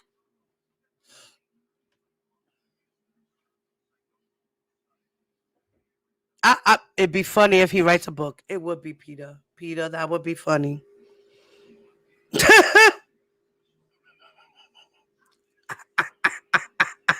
Robin. Now, D, the right to legal counsel. A critical stage of prosecution includes every instance in which the advice of counsel is necessary to ensure a Mr. Kelly's rights to a fair trial, or in which the absence of counsel might impair the preparation or presentation of his defense. Uh, his counsel was missing. He didn't have no lawyers. I don't understand. How were they missing? Due to the COVID-19, Mr. Kelly has not been able to meet with his attorneys. But you just said they were missing. How is this possible? Phone calls are not sufficient to prepare for his defense. Mr. Kelly has dyslexia and would have difficulty reading the documents independently. Judge Donnelly has denied his bond multiple times, denying him the ability to prepare for his trial to defense in his prepare for his defense in his own home. It doesn't matter if these trials are postponed. It is his constitutional right to have access to his attorneys to prepare for his defense. Yes, he had access to his attorneys to prepare for his defense, but the attorneys were scared to go to the prison. Greenberg was scared to go to the prison because the COVID was so high.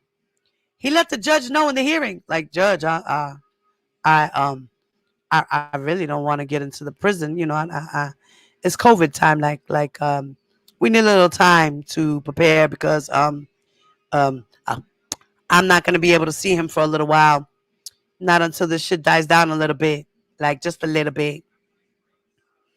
I could have sworn I saw a hearing where he was doing all that, right?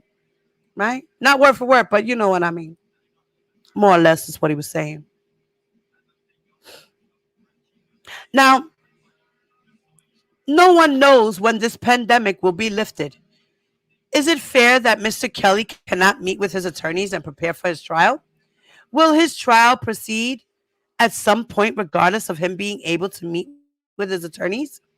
If the pandemic continues in 2021, will Mr. Kelly remain in solitary confinement, suffering mentally and physically? No, he's not. He's in general pop. The U.S. court has ruled that the denial of counsel during critical stages amounts to an unconstitutional deprivation of a fair trial. Oh my God, this lady, and she said she was a school teacher? Is that what she said? Lord. Amendments number 5 and 14. No one should be deprived of life, liberty, or property without due process of law. The government has withheld most of the discovery from the defense in both the New York and Illinois cases. Therefore, the discovery cannot be addressed in motions, nor can the defense prepare for their case in the fall. Even though the defense has requested discovery, Judge Donnelly has not responded to the request to establish an order for the discovery to be turned in a timely manner.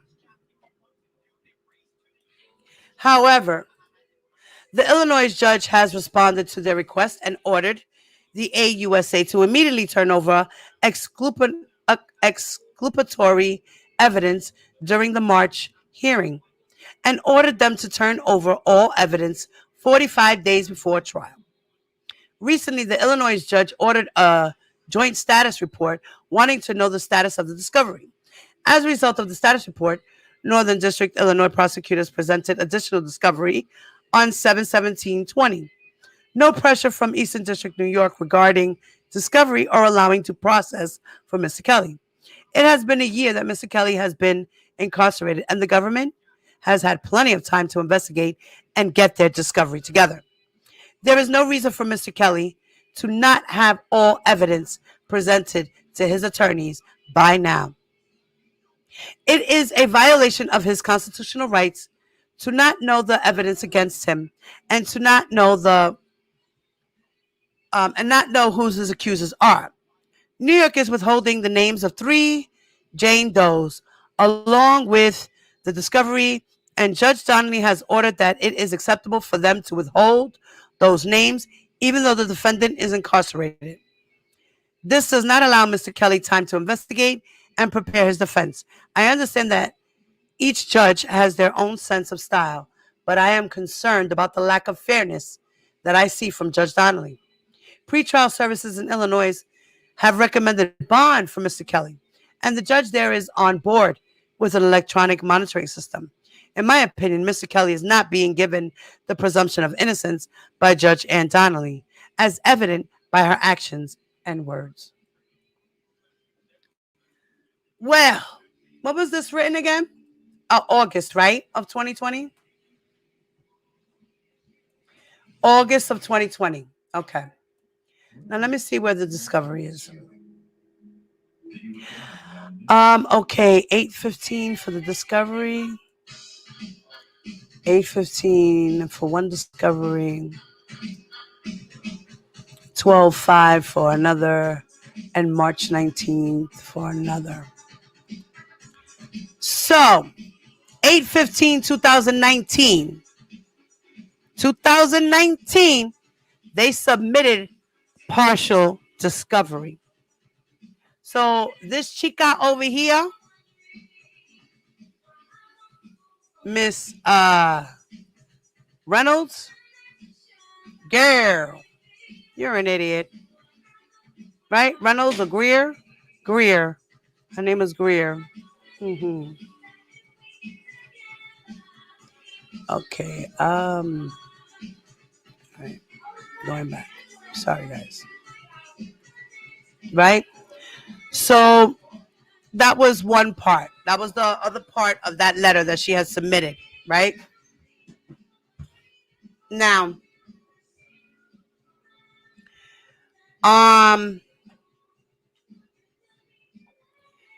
this other letter was put into the Northern District of Illinois on August 10th, but it was filed July 23rd of 20. And it was filed in the Northern District of Illinois on July 23rd of 2020. And then also the same letter was filed for the Eastern District of New York on 8/10/20, which is the letter that I had just wrote. So she wrote another one for the Northern District of Illinois. And this woman, like I said, it was she wrote this one July 17th actually, but it was filed July 23rd of 20. And this one, she says, Honorable Judge Lyndon Weber, Eastern District of New York dropped a motion last week asking for an anonymous and sequestered jury. Now, we have more propaganda with the government saying that the jury is in danger from Mr. Kelly. The government continues to submit motions that read like a reality show. They want the world to believe Mr. Kelly is a violent criminal that will harm witnesses and even the jury. Yeah, and the reason why was because Don, back in 2018, put in a gun threat to the Surviving R. Kelly show, right? Right. They already knew about all of that. So they were just waiting for the right time to unrelease that. They wanted to get more stuff.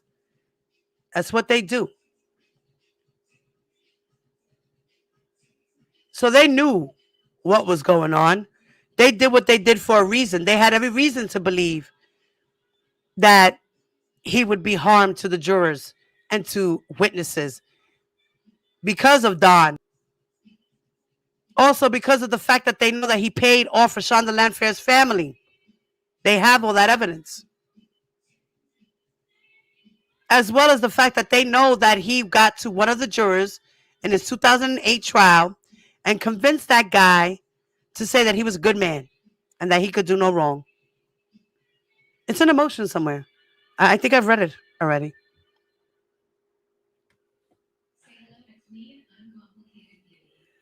So it says that Mr. Kelly is not a mob boss, a serial killer, or a hitman. This is beyond ridiculous, the lengths the government will go to win this case and to taint the jury pool. Prospective jurors will believe that Mr. Kelly is dangerous if they are being escorted in with armed guards. He has to be guilty, right? Because they are protecting us. Please stop the dirty tactics and the propaganda. I have never seen a man treated like this. If he was white, his due process would be upheld. For example, there is a huge difference in how Harvey Weinstein and Ghislaine Maxwell have been treated. Even Minnesota police officers were granted bond after they publicly murdered George Floyd. Jeffrey Epstein and Ghislaine Maxwell were not overcharged as Robert Sylvester Kelly. No piling on of charges for them. Epstein was running a huge sex trafficking organization, even had his own island. How in the world did he have just one count of sex trafficking of a minor and one count of conspiracy to commit sex trafficking? Even Miss Maxwell has a few charges, and the government even said that they are not planning to supersede. We all know that the easiest task in the U.S. judicial system is to convict a black man. There is no need for the malicious measures and violations of Mr. Kelly's constitutional rights. It is his constitutional right as an American citizen to have access to his attorneys, prepare his defense, and have a fair trial. He is an American citizen even though he is not being treated as one. Allow Mr. Kelly the ability to fight and have a fair trial without dirty tactics. The dirty tactics I am referring to are, oh boy, this bitch was bossy. No wonder why the judge was like, rump, rump, denied, psycho. You're a psycho, lady. The dirty tactics I am referring to are, 1, the use of government informants discussing the case and evidence in detail on social media. Okay, the government is actually out here discussing R. Kelly's case. Are they? Who are the government informants that are actually talking? Demetria Smith? I believe that's one. Don? Is that another? Who else? Who else is out here talking? Hmm? Who else could be an informant? Huh? Not Larry. I know she ain't talking about Larry. Really? Y'all need to stop that stupid shit. Informants admitting to tampering with evidence. Yeah, Don, yeah, I guess he admitted to tampering with stuff, going into the storage and shit. Yeah. Okay, yeah. I can see that. Informants admitting to manufactured evidence. Video of informant admitting we got people to lie and stating that they are withholding evidence. 4. Alleged victims and informants creating fake social media pages pretending that Mr. Kelly supporters are threatening witnesses. Okay, that was all Don Calon, who did all that stupid shit because he was the one who made Kel's Nation along with Lindsay. Huh? Go to those two. Talk to those two. Those are the two you should be side-eyeing. Okay? 5. Oh, 4, I'm sorry. Alleged victims and informants creating fake social media pages pretending that Mr. Kelly supporters are threatening witnesses. Please check those IP addresses of those social media pages that your informants send you. Ha! 5. Jane Doe posing beside a burnt car, insinuating that Mr. Kelly is responsible. Another informant admitting that the burnt car story was fabricated and that it was staged by Jane Doe. However, the media ran with the narrative that Mr. Kelly sent someone to shut her up by burning up her car, once again tainting the jury pool. Yo, this lady's crazy. And here is the reason why R. Kelly was denied bond. Because he's got crazy people like this talking about conspiracy theories. O-M motherfucking G. The fuck? I'm sorry, guys. I'm not into the chat. You know that I'm just focusing on my reading. I don't see the chat, guys, because I'm not in the actual live. I'm actually just out of the computer and reading the pages. So I love you guys. Thank you for being here. And you guys know already, block them bitches if they get disrespectful or talk crazy. You already know, if they're real disrespectful. If they're just saying stupid shit, delete them. Because I'm pretty sure we got a couple of people. Yeah, I'm pretty sure we got a couple of people talking shit. So, guys, I love you. My mods, hold it down.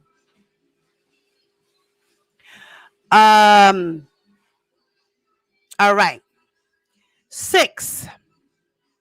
Then, a week after the burnt car incident, the government files a motion saying that Mr. Kelly and his team is a danger to the jurors. Is this a coincidence or a plot by the government to keep the narrative going? One informant is pushing the narrative this week that 2 YouTube bloggers are responsible for the burning of the car. He announced on his YouTube channel on 7/16/20 that he will be sending the prosecutors a video of a confession that he probably chopped and edited. This is a total lie because no blogger or supporter burned Jane Doe's car. Will we expect to see the burned car allegation in a motion saying that the bloggers did it on the behalf of the request of Mr. Kelly? Well, to answer your question, we all know what that is now, right? We all know that it was Michael Williams, right? Okay. So there went your conspiracy theory, Miss Greer. Yeah, out the fucking window, you idiot. Like I said, don't believe everything you hear on social media.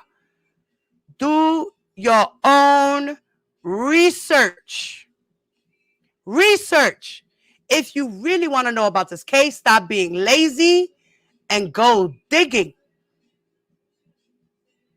If you really want to know things about this case, go digging. Don't just listen to Sylvia's stupid ass. Don't just listen to fucking DJ's dumb ass. Don't listen to none of those crazy people over there. We got a lot of crazies running these streets. A lot of crazies. YouTube is not research. Go to the library. Go to Google. Go to Wikipedia. Do shit like that. Go buy some books and read them. Go read about the law. Find out what these U.S. titles are, what these codes are, and what they mean. Because if you don't know what these codes and titles mean, you will never understand the case incomplete. Then it continues to say, this list is not exhaustive because there are many occurrences. These informants make it known that they are in constant contact with the AUSAs. So you are aware of their illegal behaviors. The government brings up the media in their recent motion, but failed to mention that they have allowed, maybe encouraged, several of the Jane Does and witnesses to discuss the case on the following platforms: television interviews, book deals. I can name 5 witnesses, Jane Does with books out. Girl, I want to know the Jane Does that got books.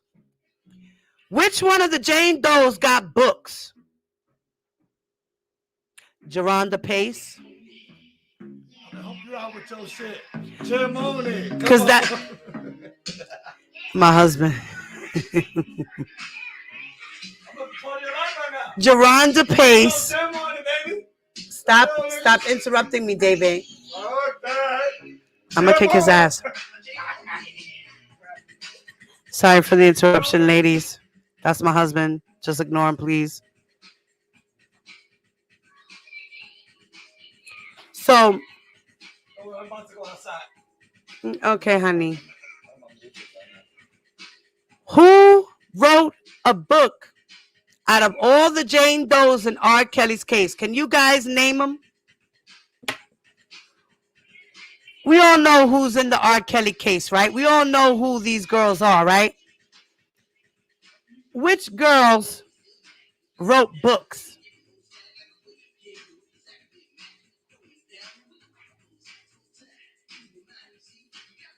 Which girls wrote books that are in the indictments?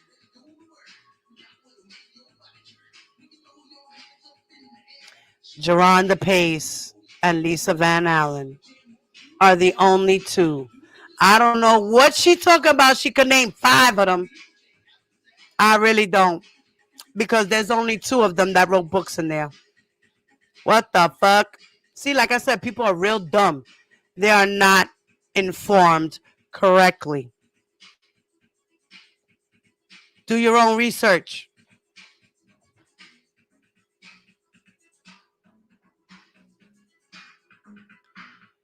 She said, New York Jane Doe is in the process of writing a book. I don't know which Jane Doe she's talking about. Radio interviews, speaking engagements, social media, YouTube videos, Twitter, Instagram, and Facebook since his arrest in July 2019. So they're not allowed to go out and do interviews. They're not allowed to speak about their experiences. They can do whatever the hell they want. The girls who are in the cases, like Geronda, Lanita, Heather Williams, Faith, those girls really shouldn't talk. They can go on social media and take pictures, talk about their daily lives, and show us how they live. There's no crime against that at all. I'm glad to see those girls out there being women and handling their life as it continues to move on without R. Kelly. Kudos to y'all.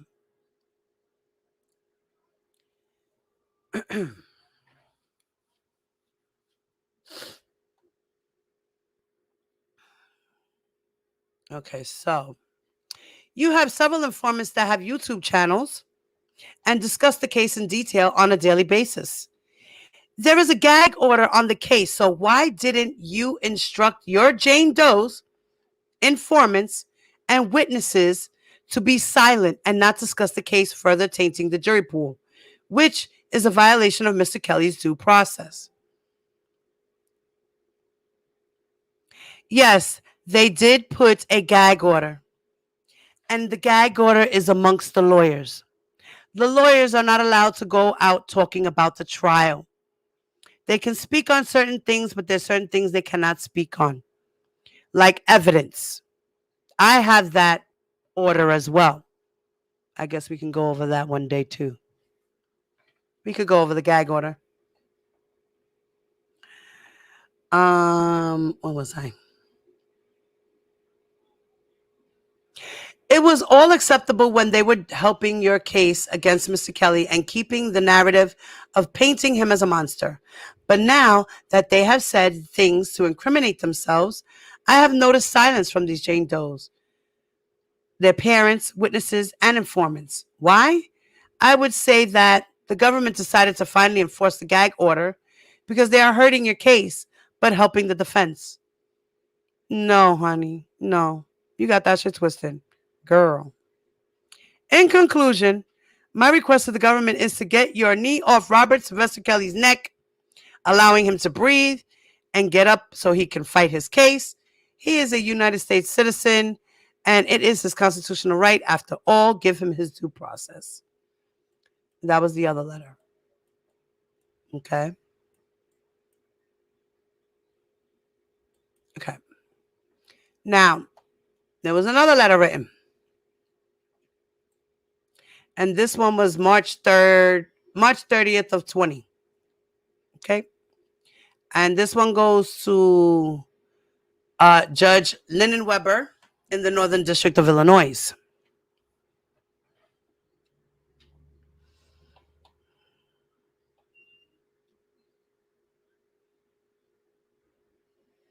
Okay, now let's see.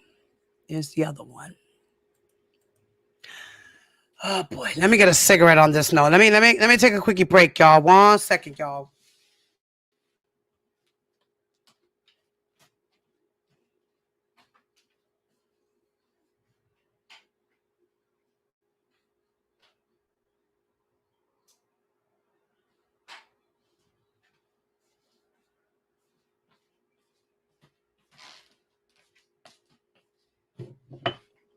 All right. Oh, brother. Next letter. Your Honor. This is to Judge Lennon Weber of the Northern District of Illinois. Your Honor, the purpose of this letter is to give a brief synopsis of how I believe Mr. Kelly's constitutional rights have been violated, as well as alleged prosecutorial misconduct. There are countless ways in which prosecutors can prejudge the fact-finding process. Papi, roll up, babe. Jamming time. All right. You could jam in a couple of minutes. I'm almost done with these letters, okay? I think I got like one more, okay? I got one more letter, and then I'm going to end this live, so if you don't mind. Okay. Fuck him up. All right. My daddy wants to be a pain in my butt.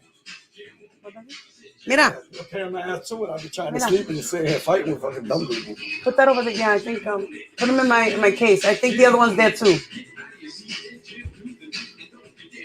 Okay, sorry about the interruption, guys. Sorry.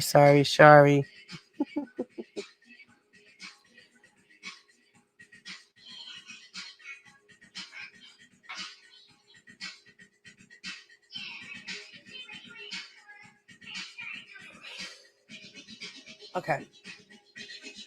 Again, I'm going to start again, guys. Sorry. Your Honor, the purpose of this letter is to give a brief synopsis of how I believe Mr. Robert Sylvester Kelly's constitutional rights have been violated, as well as alleged prosecutorial misconduct. There are countless ways in which prosecutors can prejudge the fact-finding process and undermine a defendant's right to a fair trial. It is common in high-profile cases for prosecutorial, I can't say that word, damn it, misconduct. It just doesn't want to float out right. To be used because the stakes are extremely high. There is political gain and pressure to get a conviction because you have spent millions of dollars on a case that was not properly investigated before arrest. Did she really just say that? As evident by the multiple superseding indictments that have been presented. Uh, they superseded the indictments. Thank you, sweetie. They superseded the indictments because they were adding more things. You idiot. Okay. Lord, there is a political gain and pressure to get a conviction because you have spent millions of dollars on a case that was not properly investigated before arrest, as evident by the multiple superseding indictments that have been presented. Mr. Kelly is incarcerated while the government continues to add and delete Jane Does and present superseding indictments after indictments. That's why they superseded, you idiot, to add more charges. Hello. Why didn't the government take their time to investigate and build their case before making an arrest? Their first mistake was basing their case off of a documentary that has been proven to be filled with deception and lies that the producers were well aware of. How is it that state prosecutor Kim Fox can give an interview on a documentary discussing an open case? Please tell me that is not a violation of Mr. Kelly's rights to a fair trial. I believe that non-public information has been fed to informants. Ha! Prosecutors, it's called PACER, baby. PACER. It's called PACER. Prosecutors have piled on charges and continue to do so to make it exceedingly risky for Mr. Kelly to go to trial. Really? Some of the information I will discuss pertains to cases in other jurisdictions, but is applicable because these cases are intertwined and some of the same alleged accusers are in both indictments. I and other citizens I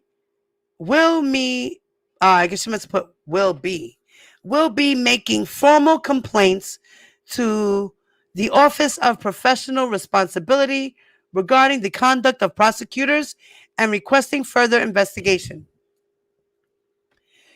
This is an abbreviated version of my concerns. There are many more. It is professional misconduct for a lawyer to A. violate or attempt to violate the rules of professional conduct, knowingly assist or induce another to do so, or do through the acts of another. C. Engage in conduct involving dishonest, fraud, deceit, or misrepresentation. D.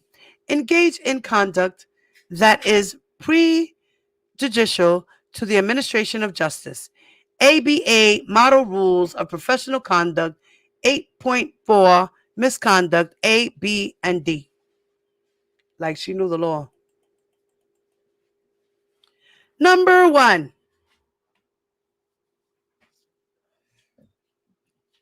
Federal informants releasing information about case to public and committing crimes. Larry McGee is a YouTube blogger who has a YouTube channel entitled Grown Man Show. Thank you, sweetie. Mr. McGee brags about being an informant for Homeland Security in the Robert Sylvester Kelly case. I am responsible for taking down R. Kelly. He constantly boasts on his show. He also admits to recruiting alleged victims and coaching them on what to say.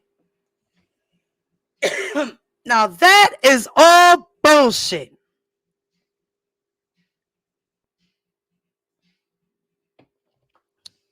That is bullshit.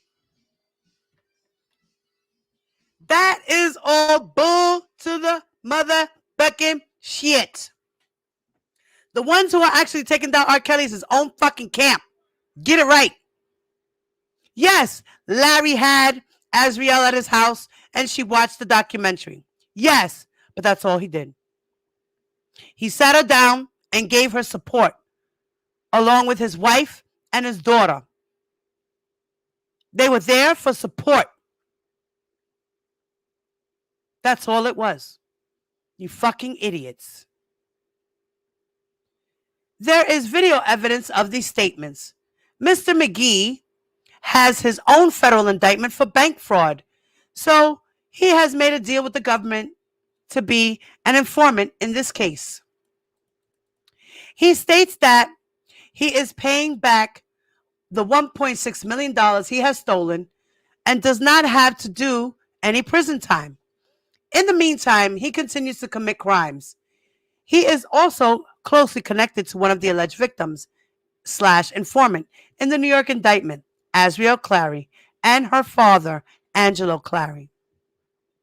Mr. McGee and Mr. Clary incite hatred and violence toward Mr. Kelly and his supporters on their social media platforms, YouTube, Twitter, and Instagram.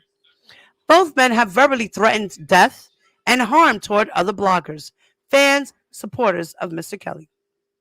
They have posted pictures of individuals' children. You need to write a letter to the judge about all the bullshit you did to the victims as well as the victims' supporters, like us. You forgot to put your bullshit in there. You forgot to put your bullshit in there? Wow. That's why the judge said, denied. You look like a bunch of idiots talking about a YouTube blogger who had a girl watch the documentary. She was already with her foot out the fucking door, idiots. That documentary just opened her eyes to even more of what she suspected. Now it became facts in her eyes. Feel me? So let's get that shit right. Okay? Groupies? Okay, groupies. Okay. Vehicles showing license plate numbers, addresses, and contacted their place of employment, spewing lies to get them fired.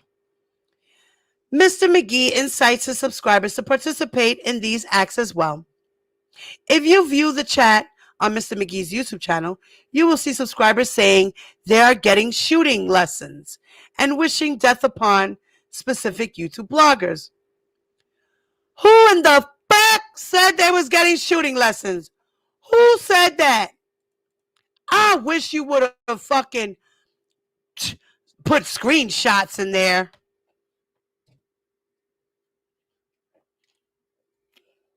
That's what I wish you would have done.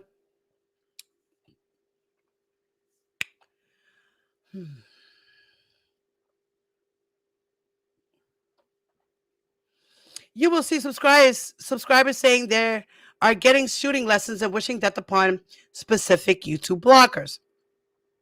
Several police reports have been filed in various states against Mr. McGee and Mr. Clary for terroristic threatening and cyberbullying. Really? I haven't heard about any of these things. Larry! Angelo! Y'all got some police reports against y'all that we don't know about? Huh? I want to know. Ha! Fucking dumbasses. There are numerous videos on social media with Mr. McGee and Mr. Clary displaying this threatening behavior. Yeah, you threaten them, they're going to threaten you back. What the fuck? In addition, Mr. McGee and his subscribers create social media pages pretending to be R. Kelly supporters and post threats against alleged victims on these pages. What a fucking full of shit bitch. You mean you people do that? You go in fake names and fake pages and do all that stupid shit. Prosecutor Kroll was notified of violating the authenticity of social media pages that may be sent by Mr. McGee as alleged threats by Kelly supporters. Mr. McGee has indicated that he sends all information to Prosecutor Kroll. The information I described above and videos were emailed to Prosecutor Angel Kroll. earlier this year notifying her of the informant's behaviors. There is a video of a McGee's subscriber telling her supporters that they are going to create fake pages with threats.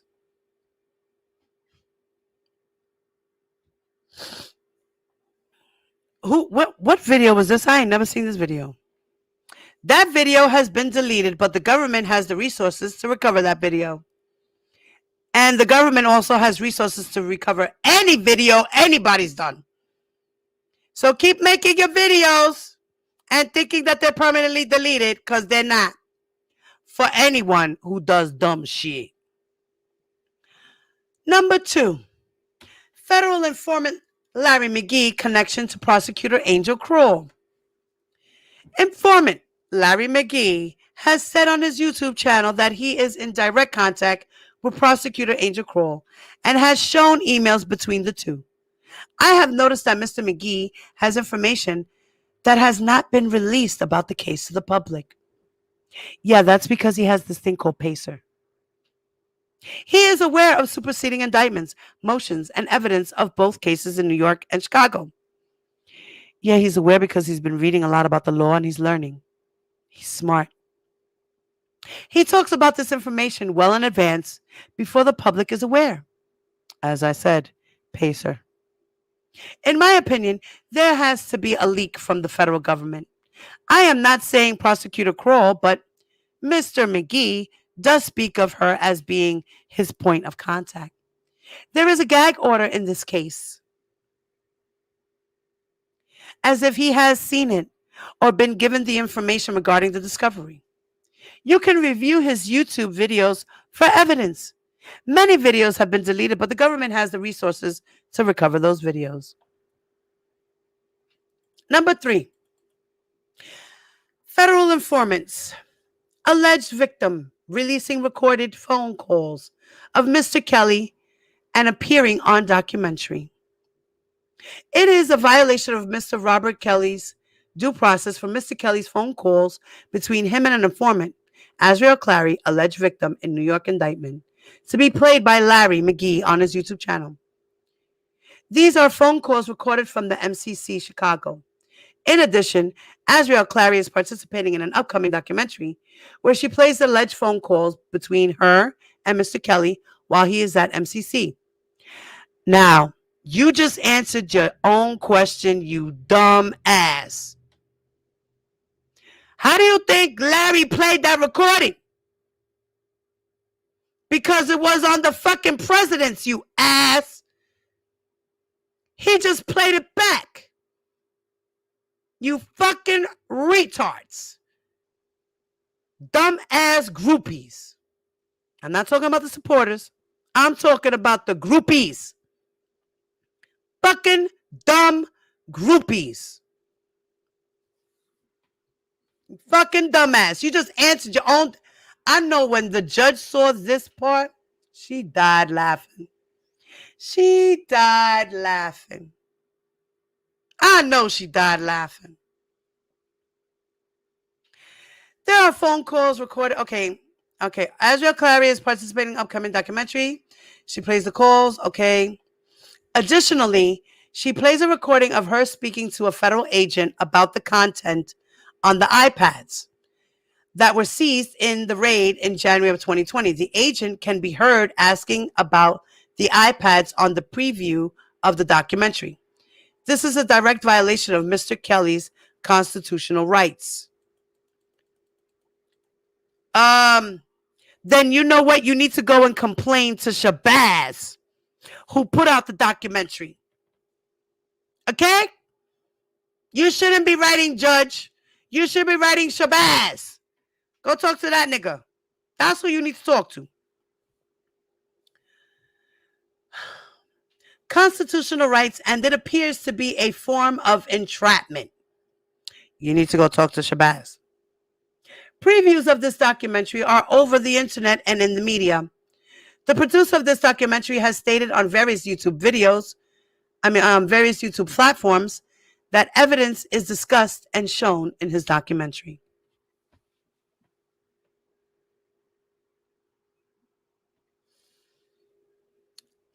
law, emails, visitor lists, commissary. We're going to talk about another blogger here. Tasha K. This bitch actually put Tasha K in here. Tasha K is another YouTube blogger, informant. She called Tasha K an informant that has admitted that she is working with the government. She has posted alleged emails of Mr. Kelly, his visitors list, and his commissary list. She reports on who has donated to his account and how much he has in his account. My question is, who is providing the information to these informants, thus further tainting the case and violating Mr. Kelly's constitutional rights? Number 5, 100 electronic devices seized. Prosecutors announced during the hearing on March 5th that over 100 electronic devices have been seized from Mr. Kelly's storage unit. This information had been shared weeks ago to the public by informant Larry McGee, and he continues to talk about the alleged evidence that was found. Why are these informants in Mr. Kelly's home recording, videotaping, and going through his possessions? The preview of the documentary shows this. Was evidence planted? How is McGee able to release this information before the prosecutors? Who is leaking information to informant McGee to leak to the public to further taint the jury pool? Again, you fucking idiots. It's called news articles. There was a news article that was released the day they went to his storage. Okay. There was even a hearing where they provided transcripts and talked about the 100 devices. Okay, it's called PACER, and it's called research. It's called looking up news articles and bringing information.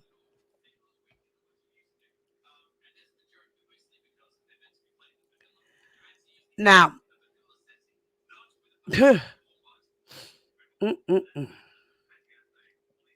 during the course of the investigation, multiple individuals have spoken to prosecutor Angel Kroll by phone and via email regarding favorable evidence for Mr. Kelly.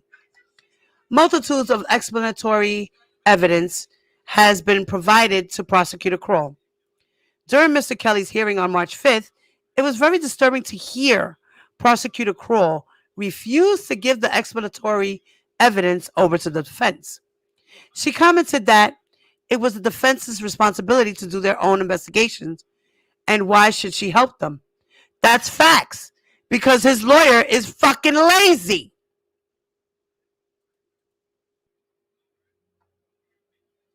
She commented that it was the defense responsibility to do their own investigations, and why should she help them? Well, because it is Mr. Kelly's constitutional right to have access to evidence that is favorable to him. Prosecution must turn over all evidence. And as she's writing this letter, okay, as I said, they gave in the discovery a week after this, I believe. I'll double check the cross dates. Okay, she commented that. Okay, prosecution must turn over all evidence that might exonerate the defendant. They did turn over evidence, and none of the evidence that they turned over will exonerate him. It will only keep him in jail, because there's really no evidence to turn over that will exonerate him. Violation of this, in contrary to the Due Process Clause of the 14th Amendment to the U.S. Constitution, Brady versus Maryland. Thankfully, the Honorable Judge D. Lennon Weber intervened and instructed Prosecutor Kroll to turn over all exploratory evidence. Additionally, during this hearing, Prosecutor Kroll continued to voice her reluctancy to hand over pertinent information to the defense team. No, she was not going to give up the 2 Jane Does that nobody knew about, because of tampering with witnesses. Okay? Information that is withheld would violate Mr. Kelly's constitutional right to due process. My question is, will the prosecution violate the Brady disclosure by withholding exploratory evidence from the defense? U.S. citizens are doing their own investigations and are continuing to provide the prosecution with favorable evidence. I would appreciate your discretion in making sure the prosecutors do not violate Mr. Kelly's constitutional rights. Like, who the fuck are you to be saying some shit like that? Are you a lawyer? Are you a chief judge? Are you Mr. Barr? The OMG. All of the information that I have provided can be investigated and found on social media. Most of this information was provided to Prosecutor Angel Kroll several months ago. Many of the videos have been deleted by the informants, but the government has the resources to recover this information. Thank you, Honorable Judge Harry D. Lenweber, for reading my concerns, and I apologize for the length of the letter. Signed, sincerely, M. Ray Greer. Okay. And then she shows the envelopes. It shows the envelopes of the letters she wrote. Now, what do you guys think of that? Huh?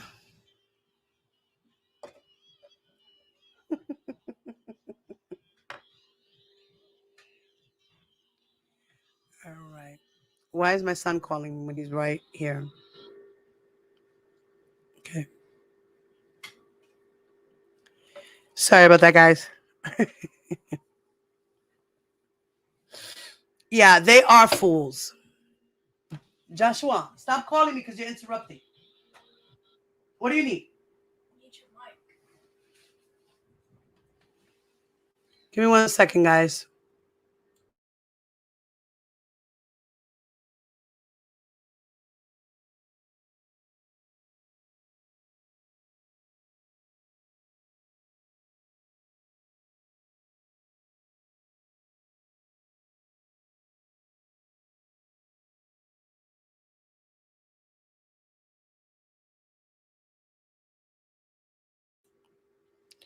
Sorry about that, guys.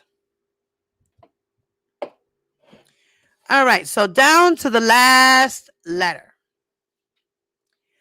Now, this letter was the most dumbest and the most dangerous letter. Why? Because this letter was written by Sylvia and her crew, and they were pretending to be R. Kelly. They were pretending that R. Kelly wrote this letter, trying to get the lawyers fired. Greenberg put in a motion to dismiss this whole letter, stating that that letter did not come from R. Kelly. Somebody wrote a fraudulent letter. My question is, why isn't Sylvia arrested? Or whoever it was that wrote this letter? Greenberg's team should be handling that. That's what they should handle. That was against the law. You wrote a fraudulent letter in somebody else's name pretending to be somebody else. Wow. That's motherfucking deep and dumb.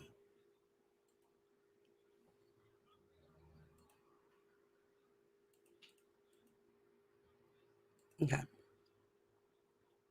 Now, this letter was filed for the Northern District of Illinois case, and it was filed on September 25th of 2020. And it says,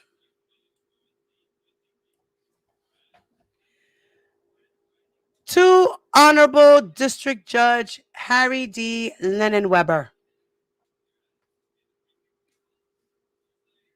I am writing you this letter to inform you that I am being denied effective assistance of counsel at the pretrial stage in the above referenced criminal case. I have instructed my attorney by the name of Stephen A. Greenberg to file a pretrial motion under Fed R. Crim P12B2. Mr. Greenberg refuses to electronically file on my behalf a legal document titled Defendant's Expedited Motion to Dismiss Criminal Cause of Action, consisting of 6 pages, as prepared by me with the help of family and friends. A copy of the unruled 12B2 motion is enclosed for your review. Although there are multiple attorneys representing me in this court, none of them has carried out their duties owed to me by filing the necessary Rule 12B2 motion for the adjudication of the court. Since my attorneys has breached their duties owed to me, they are subject to a lawsuit for legal malpractice. Thank you, Judge, for discussing this matter with my attorneys. Respectfully submitted, Robert Sylvester Kelly. And then it wasn't even signed, it was just typed. And it was sent as a certified letter. Okay? And they wrote it like it was coming from the MCC. Okay? Mm-mm-mm. And that was that. So,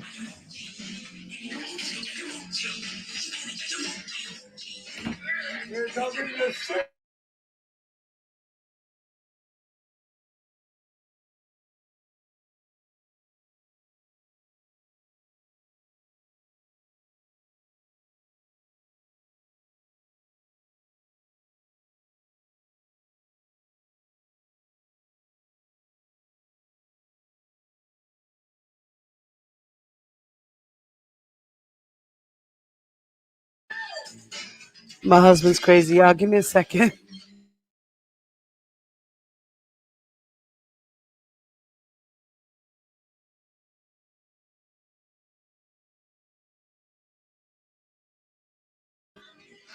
All right, guys. So that was the end of the letters. This is the bullshit shenanigans that these groupies, because I'm not calling them supporters, these groupies have done to help the man that they love. Keep helping, guys. Keep helping. Sylvia, keep praying for 40 more days and 40 more nights, girlfriend. It's not going to happen, mamita. I'm going to do another part. We're going to make this a part 2, kind of. But it's not going to be about letters. I'm going to actually go through the 3 discoveries. Okay, no, I can't. Hold on one second, guys.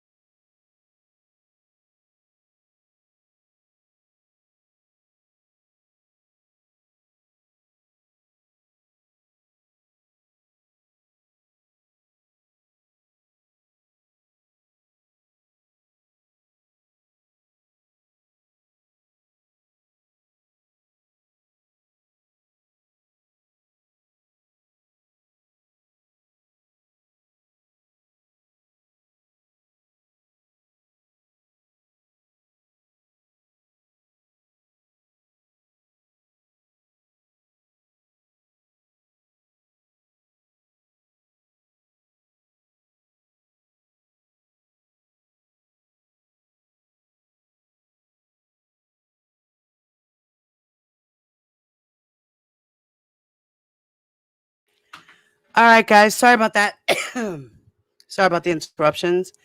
Like I said, I'm gonna try to come back with like a part 2, but it's going to be the discovery. I have all 3 pages of the discoveries for the New York Eastern District of Illinois. Now, I went over it before, but this time I'm going to go over it slowly, and we're going to break it down item by item. Item by item. All right? I'll probably wind up doing it later on tonight. So I'll schedule another live, guys. All right? I want you guys to make sure you please hit the like button. Y'all already know, fam. Hit that like button. Oh, my husband said hit the Cash App. You already know if y'all want to donate to the channel. You know, it's more than appreciated, guys. You know, it's up to you. A donation is just that, a donation. If you guys would like to hit the Cash App, and somebody put the Cash App in the chat, it's Diva Divine Light. Every Cash App becomes something comes off for you.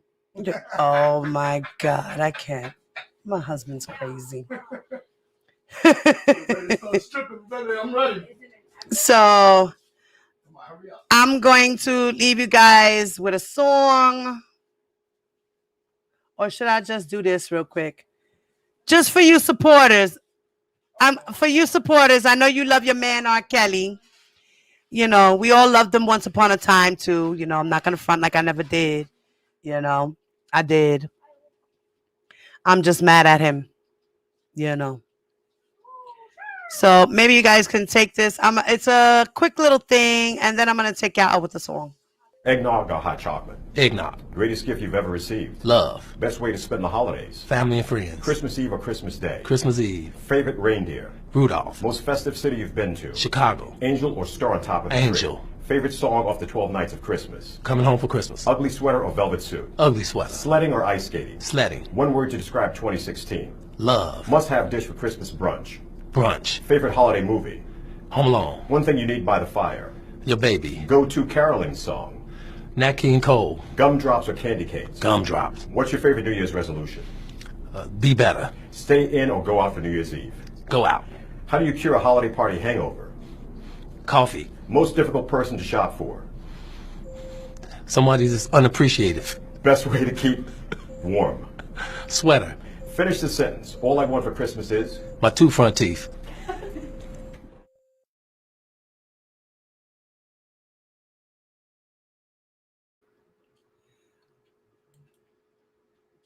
Get an hour. You want to clean your room. Shout out to Ross and Drake. We gonna talk. All right, guys. I love you guys. Hit that like button. And I will see y'all later. Yeah, they hate you growing. Spies when you up, they dying to see you owing. They thought your future was dim, so they mad that you glowing. Finally reaping the shit that you was sowing. Yeah, I've been knowing jealousy is a sin. Shit is like cancer, eat you up from within. You can see it be seeping through their skin. They mad because they weak and don't believe they can win. Me, I don't believe I can lose. That's why when they be down me, I'm confused. Anything less than victory, I refuse. They say no, I say watch, I'm approved. But they don't want to listen, no pessimistic cowards. They tell you it's too difficult. Judas, give you kisses under the mistletoe. I don't want love if it ain't unconditional. Playing my positional. General, nigga, street credible. Flow is incredible, nigga. I'm a visionary, 10 steps ahead of you, nigga. This is God's work. Blessings inevitable, nigga. I'm telling you, niggas.